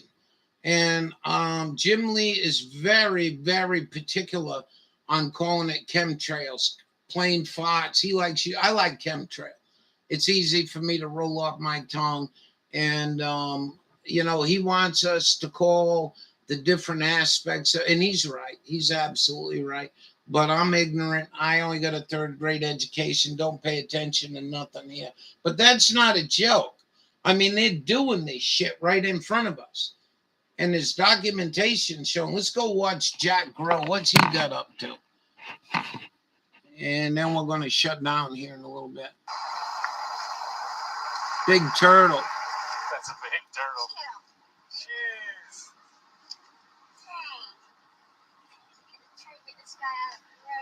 Jeez. This kid grows watermelons, big watermelons. 300 views on shore. I just did 20. Holy shit, Dawn. High five. That's a big turtle. Jeez. Yeah, I hate this short shit. Everyone's going and do short shit. I said, go to TikTok if you want to do that shit. I hate that shit. I hate the skinny screen. I hate the shortness. I hate the fact that it don't stop after you watched it. I'm sitting there watching this stupid goddamn thing. How come I don't have your notification? You posted that video? I didn't get a notification. Let me redo this. Hey, what do you think? Yeah, the most I've ever got was the most I ever got was on my coal stove. That got like, I don't know. I don't know what it's up to. Ain't that something? Holy shit. Dawn morning. Breakfast on Indiana. Dear breakfast on Indiana. Uncle Dude never gets my notification. Well, I did get it. I did get it. But notice how it's got a red line under it, and I just watched Jackson and don't have a red line under it. That's another thing. Sometimes I get a line underneath that let me know I already seen it. You know what I mean? It's a happy day in the neighborhood. Happy day in the neighborhood. We tried an experiment. I got a bag of wood pellets, and my thought was throw 5 pounds in there, let it smolder because we need a little bit of heat, but save your coal. And I'm going to keep doing that. It's not working very good, but it's working. And yeah. He's right. Let's go see, what was this one, Stephanie? Let's go see this. We'll go see what my popular is. 340 views. Holy shit. Wow. I never get nothing like that. I'd be lucky to get 8 to 10. Just like this room. Yeah, LOL. Yeah, high five, though. Bubba gets some remarkable views, too. It makes you wonder, is it your work that you're doing or the algorithms open it up? Let's go watch this because I want to remind you guys about this. Dabu, and the reason why Dabu7 did a video yesterday, I think, about HOP firing up, and what they're doing is they're trying to bounce a signal off of the moon. That is not conspiracy. Ham radio operator. I know a ham radio operator that got a certificate. In your backyard, you can send a signal up, hit the moon, somebody else using the same equipment, trying to listen for the signal, and once you substantiate it and you copy it, you get a certificate. It's called Earth Moon Bounce. So what Dabu was talking about was something totally different than this. But let's go watch his short video. And I've been doing this. I don't do it as much as I like, but watch this. So we're at 7.28. 7.24, pardon me. Listen to that shit. That's just unbelievable.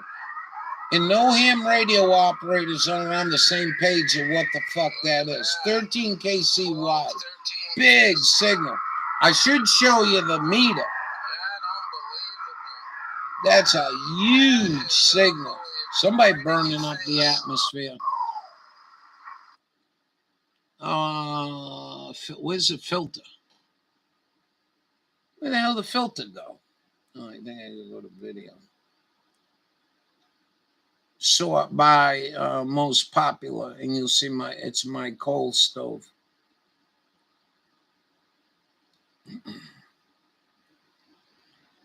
Coronavirus chemtrails. And I didn't get a banner on it. 1,500. That's the best video I ever did.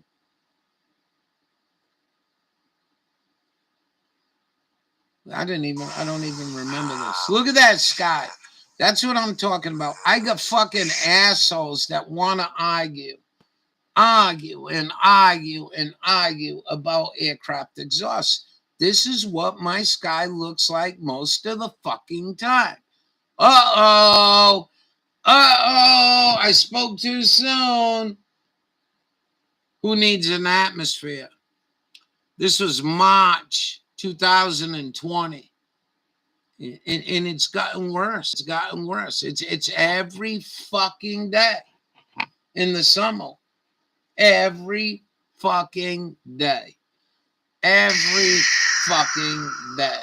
Look at that. Conspiracy. That's the only kind. I got this asshole, he lives over in Vermont. He thinks he knows the young punk. He tell me, I've been the man. He's in New Hampshire. I've been the man. Ain't that bad. Asshole. Don't tell me it ain't that bad and gotten worse. Now I don't have a garden. And that's what my summer looked like. That's probably one of the best videos to show how much shit is over the fucking eastern seaboard. Day after fucking day after fucking day. Now, if I owned a 2-mile-long solar panel up here and invested $300-400 million in it, I'd be furious about a sky like that. And that's what Jim Lee's trying to do, get the Solar Institute to recognize the amount of electricity they're losing. Look at that shit. Call your senators, call your congressmen, call your governors. That's what I do. Have a good day. Thanks for watching. That's an oldie. We can go. I don't want to bore you with my shit. But, hey, let's go give me a thumbs up. Backwoods.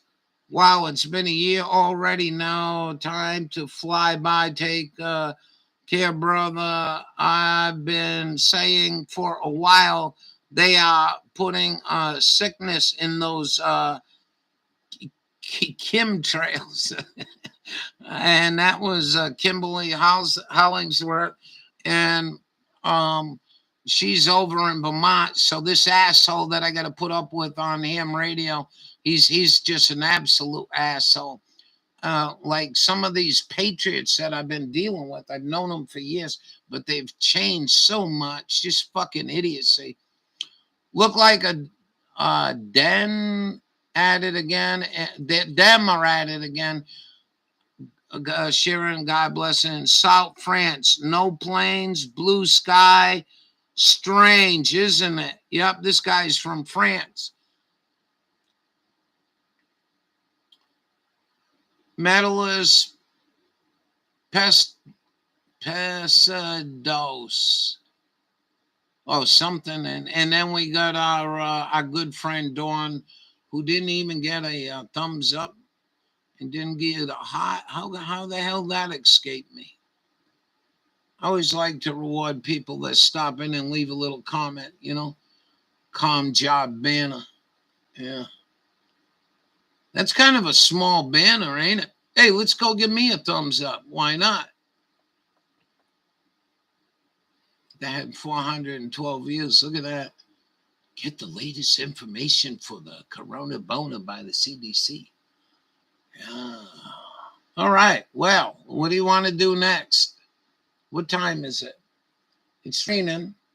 I was thinking I was going to take a walk with Buddy, but it's raining. And I really don't want to walk in the woods. The goddamn ticks are going to be out. I can run this. Most viral river moments. Let's go check this out. 400 views. Yeah. I don't get many views. Turn off central heating immediately and plug this in to and that's been 1,500 for 2-3 years. So in other words, it seems to me like I got the 1,500 because people were looking up coal stoves, and then fucking YouTube blocked the video or some shit. Wow.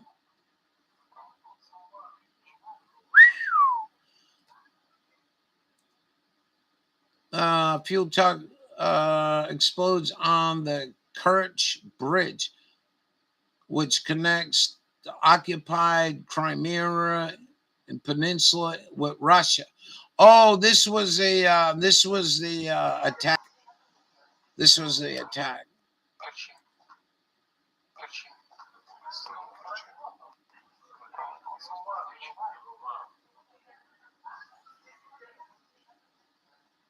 That's a big fucking explosion. That wasn't a fuel truck. At least 3 died in the explosion, and extensive damage was done to the bridge. And this is a very important bridge. And I think it was blown up by the communists. By the Nazis, I mean, the Ukrainians. Oh, yeah, baby. Oh, yeah. That's freaky. Okay. Okay.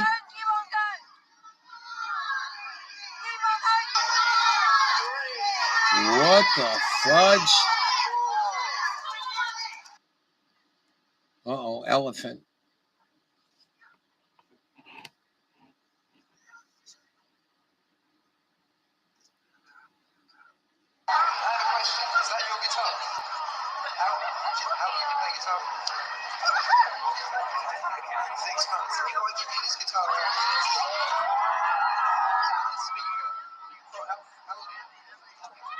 I started playing guitar at 11, and I couldn't play guitar before that. I'll give you this.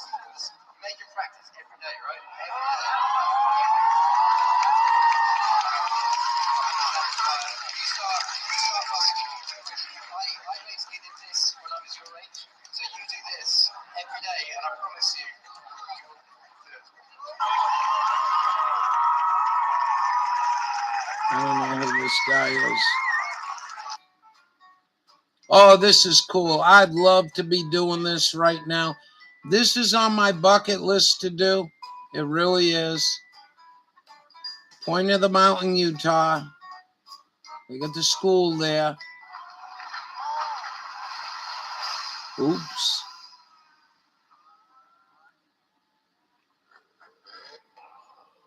Oh, wow.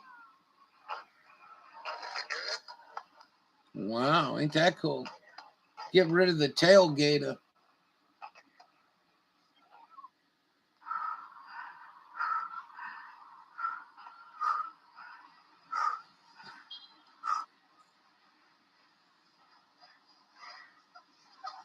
Guys scaling a building with just bare feet. Look at that. Yeah. Oh boy.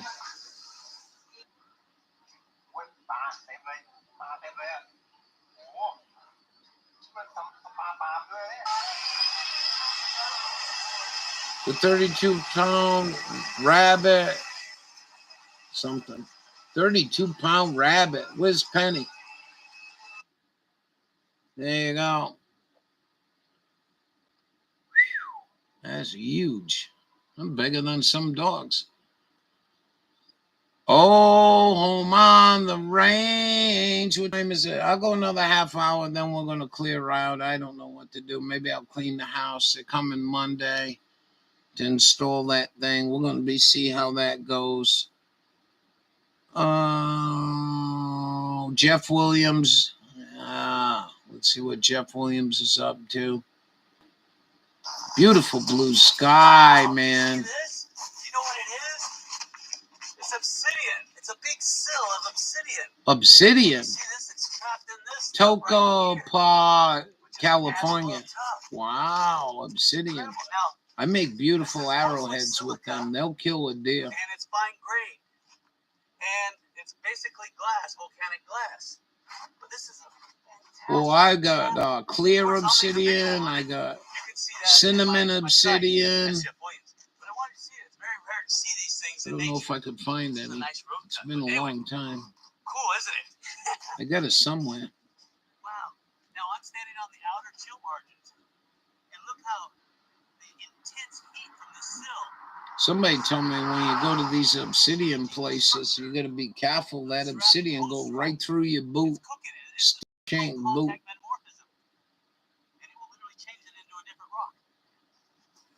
Look at that beautiful blue sky. I hope to see a blue sky like that one day. Ain't going to be here. What else we got here? Wanda Hussey. I'm not wasting my time with that. What you need to know about shock wave therapy.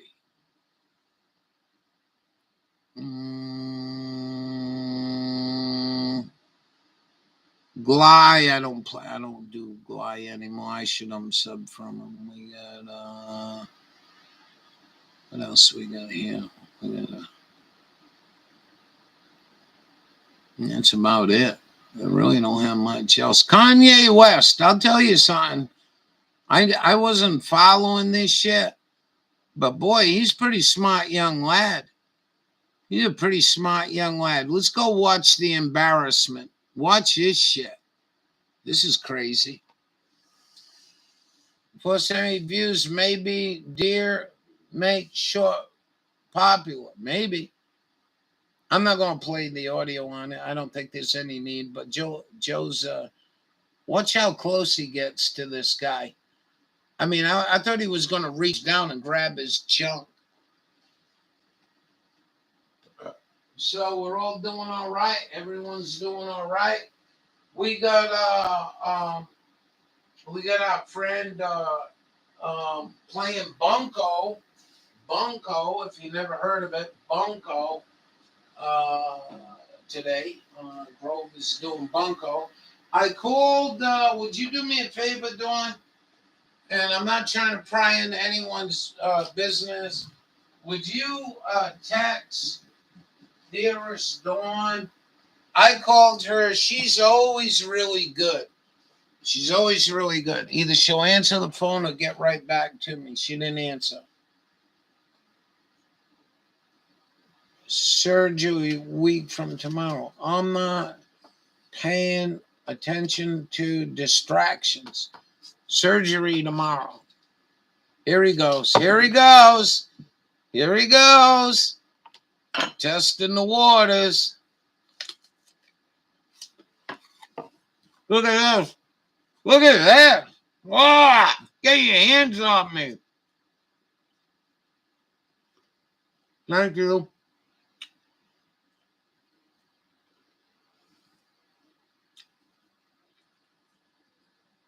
Week from tomorrow.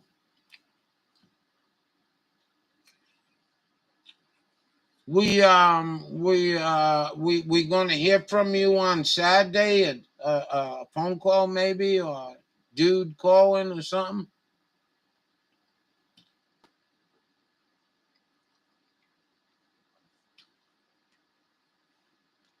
I don't know if you'd be up to it at night when you get out. All right, good.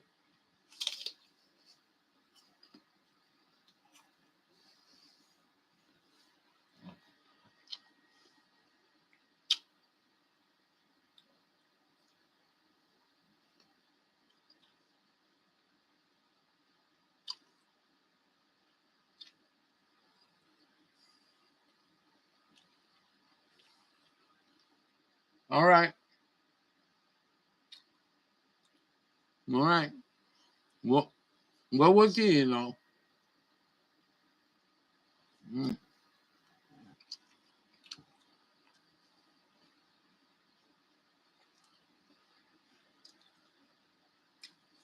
I'd have dude right on your back, though.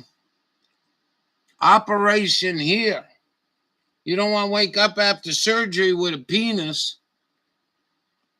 LOL. But he says, why don't you want to have angioplasty? I said, number one, I don't think it's needed. Number two, I've been eating like shit for up to that time, a half a year. I said, number three, I think I'll come out of there and I have a vagina. She laughed so fucking hard, I think she pissed herself. She says, it's a good possibility.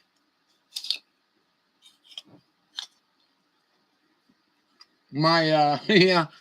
Well, it ain't funny, really. My friend's wife went in to go get her breasts removed. Oh, man, I heard about this. I was just like, no way. No fucking way. And, so they got her in there, and they had the wrong breast. She got off the operating table, got dressed, left the hospital. According to what I was told. Then went and called them back up and had them all removed. Both of them removed. I'm like, what a shame. Then I was talking with somebody yesterday, and their dog had a mastectomy.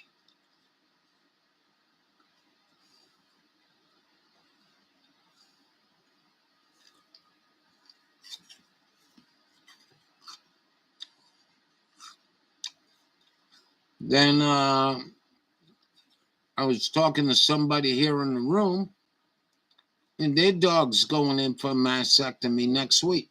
What the fuck is going on?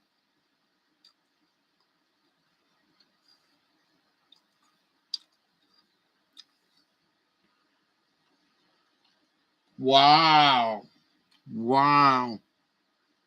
Do you ever remember that time Stephanie 1,200 times? No way. Hold on. Stephanie came in there and said you got 3.8 million subscribers. I says, bullshit. She sent me the screenshot. I'm not kidding you. Uh-oh. Hold on.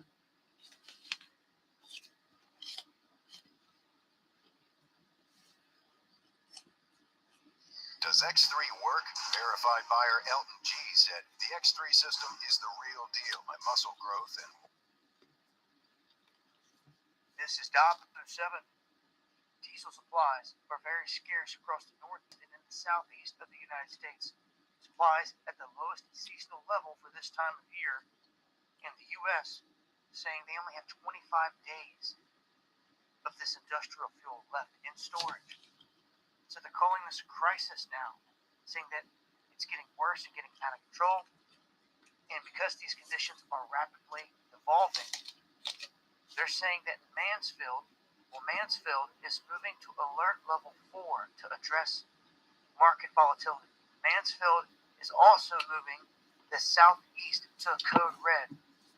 They're requesting a 72-hour notice for deliveries when possible, and they have around 8,000 customers that they have to serve around the country.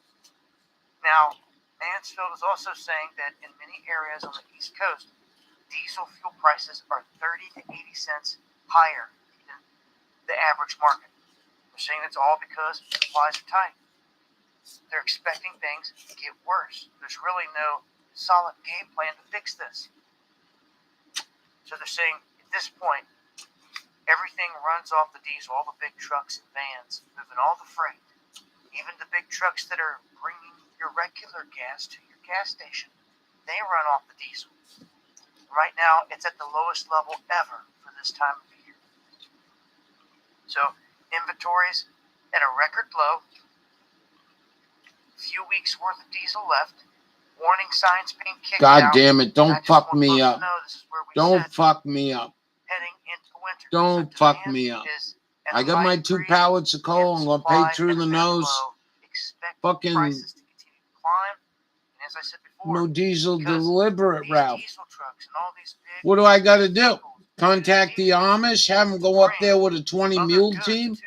What the fuck, those man? prices could rise as well. Join me for the live streams Monday and Friday, 9 p.m. Eastern on Doppler 777. There you go. Hit that subscribe button for more. Much love, y'all. Maybe Shoes Flag U.S. now has 24 days of diesel supply. Diesel supply very scarce in Northeast and in Southeast. Supplies at the lowest season level. I like it. He's showing the fucking South, like the fucking South is in danger. No, the fucking North, you stupid fuck. 20 below zero up here, can't get diesel, home heating oil, kerosene. Fuck, man, there are people in danger. Then he's showing the South. Like, I really don't give a fuck about the South. They can survive. Matter of fact, they don't even have the hills that we got to go through in most cases. Right, I wanted to go see your video. Maybe I'll go watch it again and get you another 2,000 views. Where the hell did it go? I'm seeing 503. Look at that. Don't tell me how many. This is why I love where I live. But don't tell me how many views were on this video.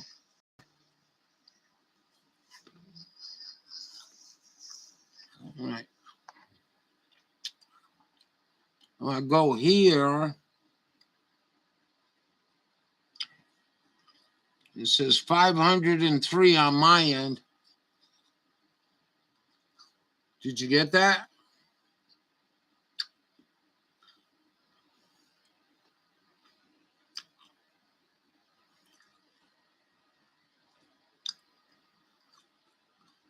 What time is it? We got 15 minutes? Good. Listen to this shit. Jared Golden took money from an Jared Golden, and then they were all in, and everybody was saying, so why did Jared Golden take this money? Because he's a Muscat politician. 40. I don't know what you're talking He's about. funded by the very people that could put an end to So our you got a time. shit show and a Shutting shit the lobster sandwich to industry vote down on. would be And devastating that for the people of Maine. If you cared about Maine, Jared you were Golden, fisherman, motherfucker. you would have immediately give that money back. It was literally like a big kick in the nuts. You know what I've been aching for is a good red hard candy app. I really like to get a candy app. I don't know. Maybe I don't need one. I just something I thought it would be nice to munch on. Oh, sunny day. I'm clouds. I'm gonna be clouds for another couple of days. We're gonna make dinner tonight. I want to make something. I don't know what I'm gonna make. I got vegetables. Today we're in Bard, California. This and we're gonna be guy's checking out really, the really Museum, cool people. home of probably the largest Model T collection in the world. Am I looking forward to winter? I'm looking forward to snow and snow blowing. So right now I'm in the Cloud Museum in Bard, California. Yeah. And there is quite a bit to take in here. Forward As you can see, to there are March. just cars everywhere.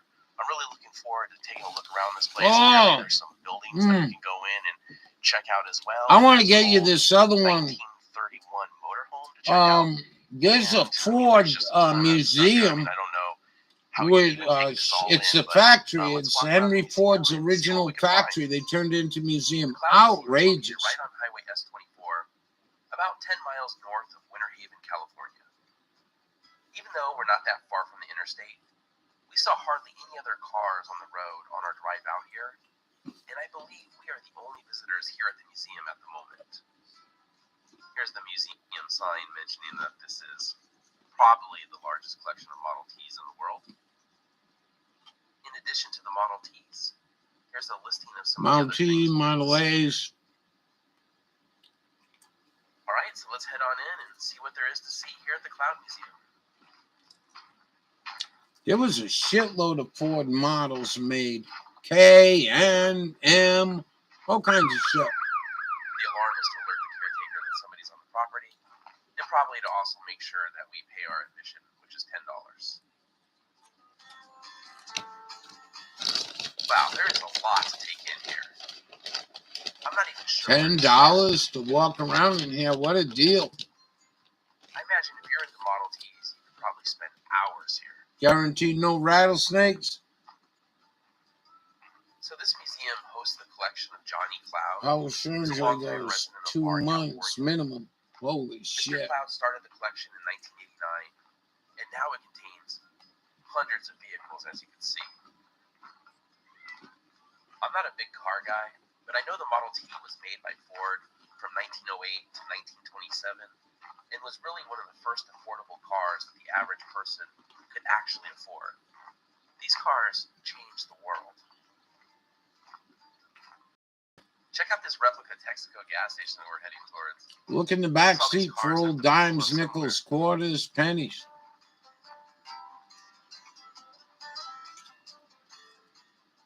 This is pretty cool. I love how it's period accurate too, as I believe Texaco started using this logo in the 1920s.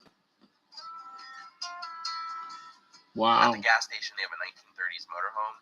Look at that Which is probably pretty motorhome. appropriate because I imagine these motorhomes did not get much in the way of gas mileage. Let's take a look inside and see what 1930s RV life was like. Wow. Icebox right there.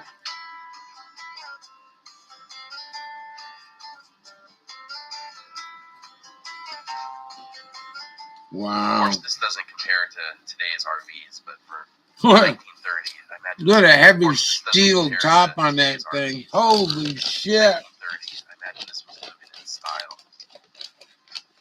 Here's a sink, so it looks like they had running water, but I haven't seen it as a Porcelain. bathroom.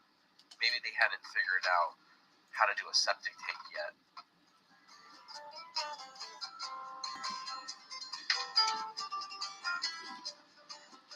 This is pretty neat. I don't think I've ever been in a 1930s motorhome before. No, I haven't And I'm not either. sure that I even realized that motorhomes Look have at been the around look at as the long way as they have. built the thing. I mean, holy shit, that thing must weigh 10 tons. Here's a collection of old gas pumps on the side of the gas station. Mm. The side of the gas station. So I didn't have come on, you The fuck. side of the gas station. I didn't when I drove the Alcan, right? This is no bullshit. I'm almost out of gas. There ain't another place for 70 miles to 100 miles. I'm not lying to you. Back in the day when I did the Alcan. I heard it's a lot better now. There's more gas stations.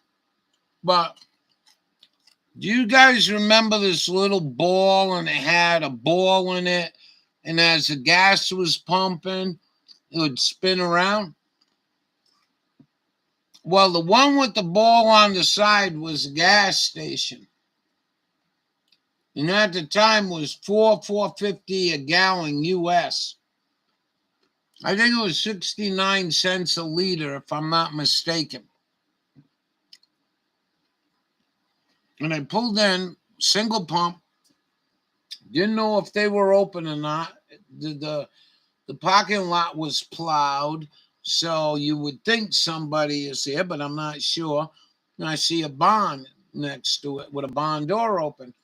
So I walked over there and I yelled in there, "Hello?"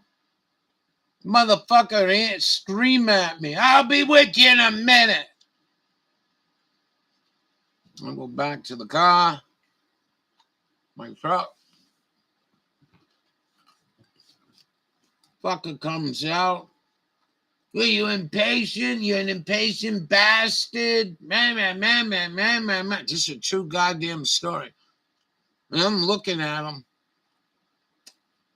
I said, I'd throw you off a fucking cliff, you old fuck, and steal your gas. No, I wouldn't do that. He starts pumping gas in there. And the fucking ball on the side of the goddamn pump, it's got fucking mosquitoes in it. Going in my gas tank. Like, holy shit. Don't open your mouth. Wow, check out the back wheels on this whole truck.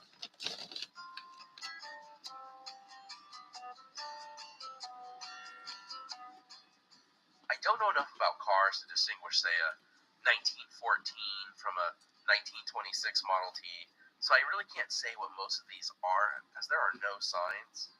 The caretaker on the property did tell me there are some restored cars in the barns that we can check out, so I'm going to start heading that direction.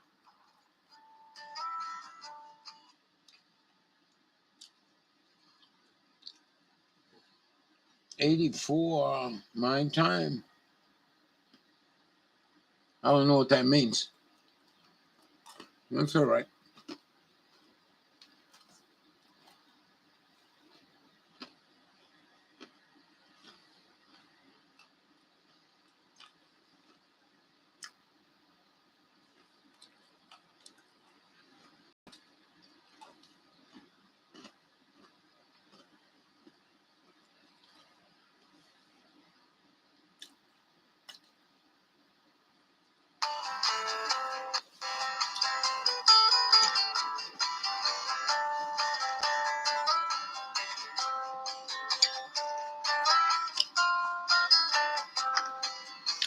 Those mines that So we there go are actually see. more buildings to look through here than I thought.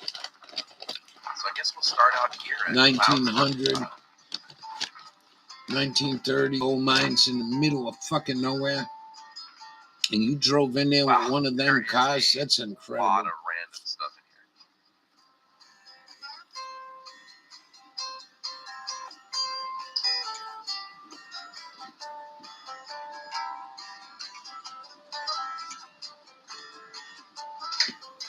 Model T here to mom's house, 250, 60 mile one way.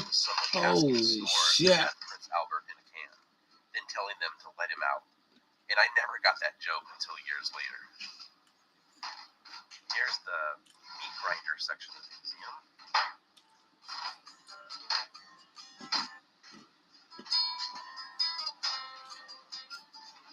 Pretty nice stained glass window here. Oh, look at that.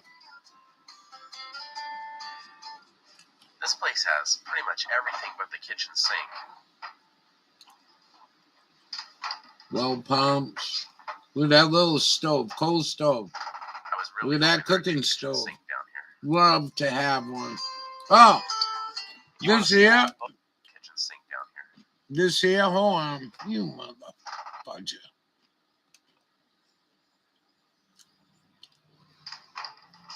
Watch this.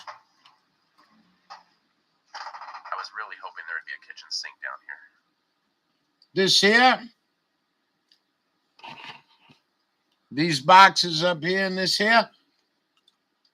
You put your shit in there to rise. You rise your bread.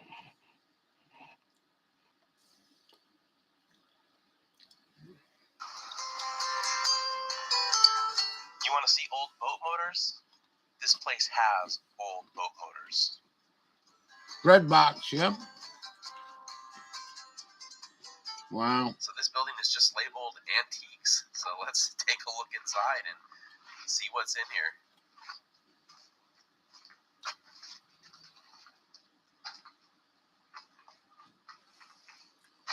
There's some more cars. These ones actually have signs on them, but they don't appear to be in much better condition. I could never imagine driving across the desert in that thing.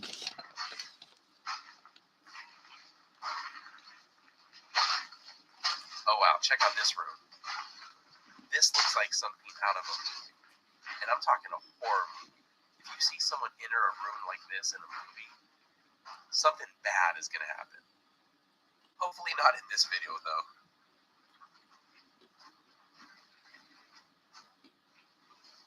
Alright, it's time to get out of this room before Freddy Krueger shows up or something.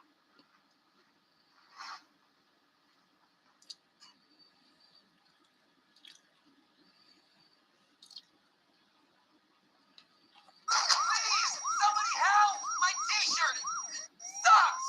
Put it back on and get on the table. What? Oh, dear God. What Salty the color, fuck? fabric.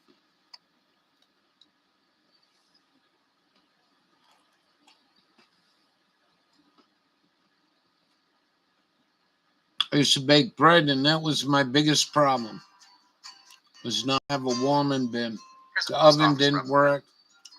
Supposedly, most Temperature in the oven is actually taken ain't from good the old enough. Bard post office. And so Here's some old P.O. put boxes. on the shelf and cover it with some blankets. Got some wanted posters on the wall. Just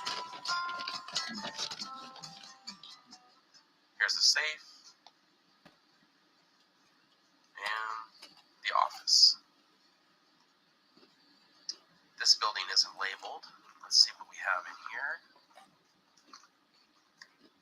And it looks like it's a home. Maybe some office stuff. Just kind of a random mix of Neat things safe. in here. slaughter room. At great grandfather parents' farm. I remember when We finally come to a building. I remember when saltines used to come in that container, the steel We ones. finally come to a building with some cars in it, so let's head on in there. Could you imagine? Definitely in a lot better condition. That's than how outside. cheap life has become. So there's at least 10 cars in 40 years ago, you can go buy a box of saltines and it was in a steel box. random odds and ends as well. Coffee came in a steel box. Mayonnaise, peanut butter came in glass jars. They couldn't even afford to build the box. They'd have to have China build it if they wanted to do a commemorative, what do they call that?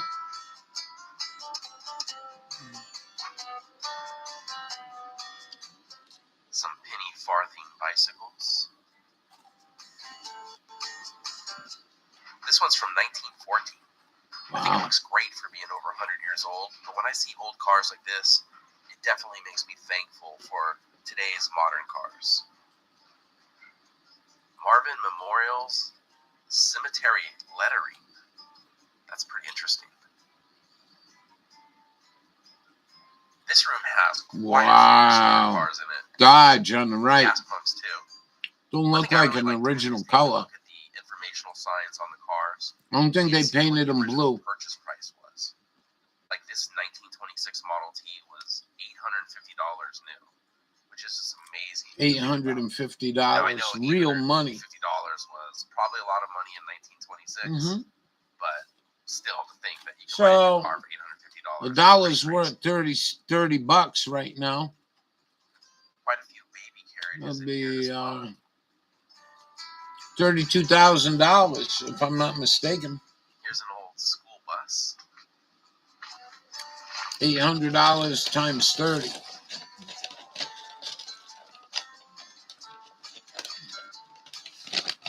There is so much. Wow, smudge pots. You guys remember them? Items that show what life was Who like. remember them? Any of you guys remember them? Anybody in here remember the smudge pots? They used to use them on road construction, burn kerosene, smoke like fucking hell.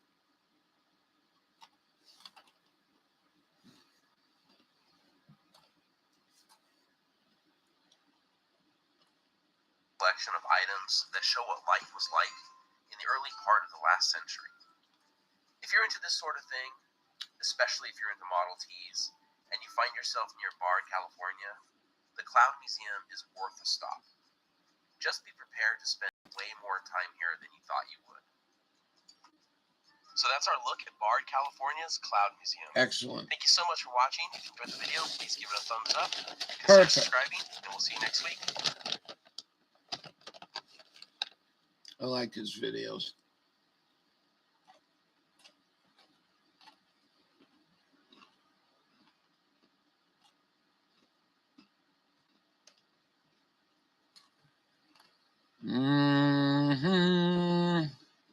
Be right back. We're going. You don't remember Smudge Pots? Yeah. They had a big ass wick. And they fill that bowl up with kerosene. And they'd light them at night when there was road work, you know, like they dug the road up or whatever. They would fucking stink.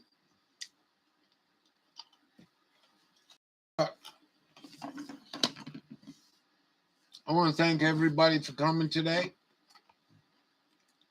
I want to thank everybody for doing well. I want to wish you the very best. And we'll see you later. Thanks for coming.